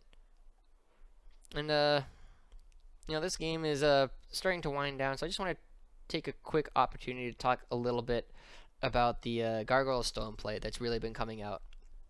And we're seeing it a lot on a number of tanks top lane, and Zyrene actually probably put it the best way I've heard it put so far. People talk about doubling your health pool but reducing your damage, and so a lot of people are saying it doubles your health pool, but you don't necessarily know how to think about that. And the way that he would describe it is think of it as 50% damage reduction. And we talk about how nuts that is on characters like Gally, who's able to give it to a member of his team. You know, put it onto in this game. You know, someone like the Twitch, someone like the Graves, so that it becomes even harder to block, to pick them off. Just like with Shen Stan United, just makes them super difficult to kill. And Gargoyle Stoneplate does the exact same thing. And I think Maisie's probably dead again. If Rokenya can get that first auto tag, they get the slow onto him. He tries to go on, gets the grand challenge down onto him, but he's not going to be doing anywhere near enough damage. And with both members down there, still, Burning Core is not in a position to do anything. They do have the completed Muramana, but the 50% damage reduction on Gargoyle Stoneplate is huge. It does so much for your tanks, especially on characters like Cho'Gath on that Darius, who are doing true damage, who don't really care about the reduced damage that they're dealing, because there's literally nothing in the game that can reduce true damage. But right now, they're getting pummeled down, and it's there goes the first inhibitor of the game. 7th Heaven do have that Fire Dragon and that Cloud Dragon. They're going to be heading towards the Baron in just a moment. With Maisie still dead, he'll have to teleport in, and a single desperation play is all that's separating Burning Core from, you know, completely losing this game right now. But other couple interesting item choices coming out right now is the Knight's Vow. We're starting to see a lot of this, and it's very popular, coming out as an armor item, especially for your top laners and a couple of your junglers. Because it just, you know, it's relatively efficient on its own, but more importantly than that, you trade some of your own tankiness, and if you have something like that Twitch, something like that Graves, or even like that Kog'Maw, something that you need to keep alive, but does tons of damage, it is the perfect synergizing item. You keep yourself alive for longer, you keep them alive for longer, so that they can keep you alive for longer, and it just works out in such a great way altogether. On the other hand, Osterori does have the Locket of the Iron Solari picked up, and I'm not a large fan of that, simply because it means that it's harder for him to get in. This is exactly what the item Righteous Glory was made for, is to give you those opportunities to have stronger engages when you don't otherwise have the engage. And right now, BC has no way to start an engage, and they have to double lock it, which is not the worst thing in the world, but they just don't have a way to get a fight started, even if they have a man advantage. Here we go. Osteroi is coming in. True Shot Barrage comes in, takes a good chunk out of Brock, but here comes Satri's not quite gonna. He can take a little bit of damage, but not a whole lot. Also, I just have to say how much the new Randuin's build path is just frankly appalling. It's takes up half of your inventory slots. Here comes Maisie. This is going to be the last fight. Not a whole lot Burning Core can do about it. They're looking for something. They are forcing 7th Heaven off of it. They're not willing to take the 50-50. And Burning Core is going to turn towards the Baron. We're going to have to get the 50-50 smite. Hollis is in the pit. It does go over to Osterori. Satri is taking a lot of damage, but here comes Brock looking for a shockwave. Not quite yet finding it. Savage goes down, but is traded over for 2 people, and that's just the GA. Zeros goes down as well. Hollis managed to find one back onto Satri, but that's so many kills going over. Rakenya is looking for one more, finds another one. That is a double kill coming out for Rakenya, and looking for one more. Not going to be able to find it. Hollis is going to be able to back away, but that's a 4-for-1 trade. Even though Hollis does still have the Baron buff, it's not really going to matter. There's so many minions already in the base. Rakenya is going to find a lot of these minions, going to be able to clear a whole lot of that up when the super minions already in the base and the Nexus turret at half. This should be game over for 7th Heaven. We have a couple seconds. Oh, they aren't quite taking it yet. They're just going to settle for the second inhibitor here. Hollis looking to stymie the bleeding just a little bit, potentially give Osterari a chance to catch up, but he's not going to be there quite yet. And we do have another dragon popping up in just a minute. I believe at this point in the game that should be the Elder Dragon at the 37-minute mark. And that's exactly where we see Burning Core heading to. Try and get a little bit of vision there. But yeah, go back, talk a little about Randuin's build path. It is not an okay build path right now. It takes up half of your inventory slots. And Ruby Crystals aren't even particularly cost efficient. So you're filling up your inventory with inefficient items that you can't buy or can't piece together, especially as a top lane tank when you gotta buy all of your, or a jungle tank when you gotta buy all of your things kind of piecemeal. You don't often find yourself sitting on 1,000 gold unless you're specifically waiting around to get something. And right now, with the Elder Dragon popping up in about 3 seconds, it is up right now. Burning Core need to find an opening, and they don't have a way to do it. Maisie and Osterari are looking around. If they can find their way onto Savage here, it might be all right. But they're gonna start up this Elder Dragon, and there's a good choke here for them to fight defensively. But Savage can come over the wall if they let Rokenya into the wrong spot. It's in a very bad spot. Scuttle Crab advantage is in favor of 7th Heaven. Now Rokenya is able to find a good flank if he wants it. He is off on the side, and Burning Core is split. Maisie is still on the Elder Dragon, taking a good chunk of damage, but look at the damage being put down onto Zeros. That was just one QW combo coming out of Brock, and Savage is starting to move around. The Elder Dragon is going low, only a couple thousand health, and Zeros is just not in a good spot. Uh-oh, there goes Satri getting the engage. Double explosive cask onto Hollis, and Osterari is going to get the double kill onto Savage. Maisie fails to steal the dragon, and there's only 3 members left. Savage is still looking for Maisie. We'll find them. Legata will go down as well in just a moment with the burn coming out. That's another kill going on to Rokenya. 7-0-9, 10-0-5 for the 280 carries. Both of them deathless in this series. And Zeros is probably going to get soloed out by Thinton right here. Doesn't matter. Rokenya is going to be here. And that's an ace coming out. And 22-3. 7th Heaven over Burning Core, and that's going to be at the 40-minute mark. They will find themselves the game. Congratulations, 7th Heaven. That's going to knock Burning Core down to the bottom of the standings. Currently 0-2 in sets and 1-4 in games right now on the season. And it was 7th Heaven. They do have VODs to go back and look at.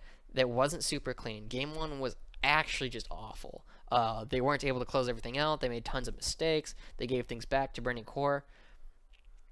But they knew that they could fix those mistakes, and they did so. They did so in Game 2, and they did so in Game 3. And they built up compositions, they built up teams, they built up item and gold and dragon advantages, and they were slowly able to push through and really solidify themselves, as a team that can really play together. And they have the advantage of being a longer-lived team in the LJL, and more and more time to build up these strategies. Whereas Burning Core, they have a fairly new roster, a bunch of they have 2 Korean imports who are both rookies themselves, but it was just not pretty to watch overall, and we'll have to see Burning Core really adapt to everything they were doing.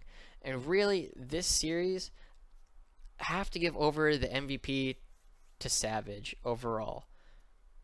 Savage was really able to enable all of his teammates as that Rengar, as the Graves in the last game, to really get everything else ahead. He nullified the disadvantages that Satri had throughout most of it. He was able to help Brock really find a couple of picks onto Hollis and really build himself up. While he didn't necessarily have the same kind of impact in the first game as he did in the second and third, he still performed admirably. Rokenya also did very well, but without the early pressure from Savage, from Brock coming down to get them those early kills against Zeros and and Legato down in the support, he wouldn't have had he wouldn't be able to have the same kind of pressure that he did, and the Twitch enabling him with the Karma and the Orion in the mid lane, just giving him so many opportunities, but also to Savage, who did end up getting more kills, partly because he cast a couple of them, but we'll give him the credit for them anyway. Overall, it's just been a Savage show, and Burning Core is showing that if you can't shut down Savage, you need to find something else on 7th Heaven to attack, and other teams will be able to look at what happened today and hopefully be able to come up with more wholesome strategies around the rest of the team. 7th Heaven played the standard game pretty solidly. They didn't really have nearly as much downtime as we're used to seeing from them, both as just as a one of the lower level teams in the league and just as a Japanese team in general. They were much more decisive, much more forward pushing with everything they were doing. And with this last replay, once again, we see some very interesting things coming out. Legato's in a very far back spot, and we just take a look at the amount of damage that Zeros takes from Brock, all for a single QW. He moves a little bit too far forward. In just a moment, yeah, there it is. Poked out nearly his entire health bar, and he's forced to go down bot lane to lifesteal. And at this point, Maisie kind of like, alright guys, alright guys, alright guys. And so they'll really need to figure out, what to do. Satri is having some good engages and some decent team fighting, but his weak laning and his poor CS and split push abilities will start to hurt him against the more senior teams, against Unsold stuff. They did manage to take a... No, it's Rascal Jester who did that. But, yeah, they... it will start to hurt. It seems like Unsold stuff against Detonation Focus Me, against Rampage, and we did see it, torn apart earlier as Paz was just able to find the solo kills that Maisie was not. Ultimately, this was a fairly close series. Nah, who am I kidding? 7th Heaven blew them out of the water. It's just a series of lucky events coming out for Burning Core that kept them in that series. But Burning Core definitely looking to be bottom of the league right now.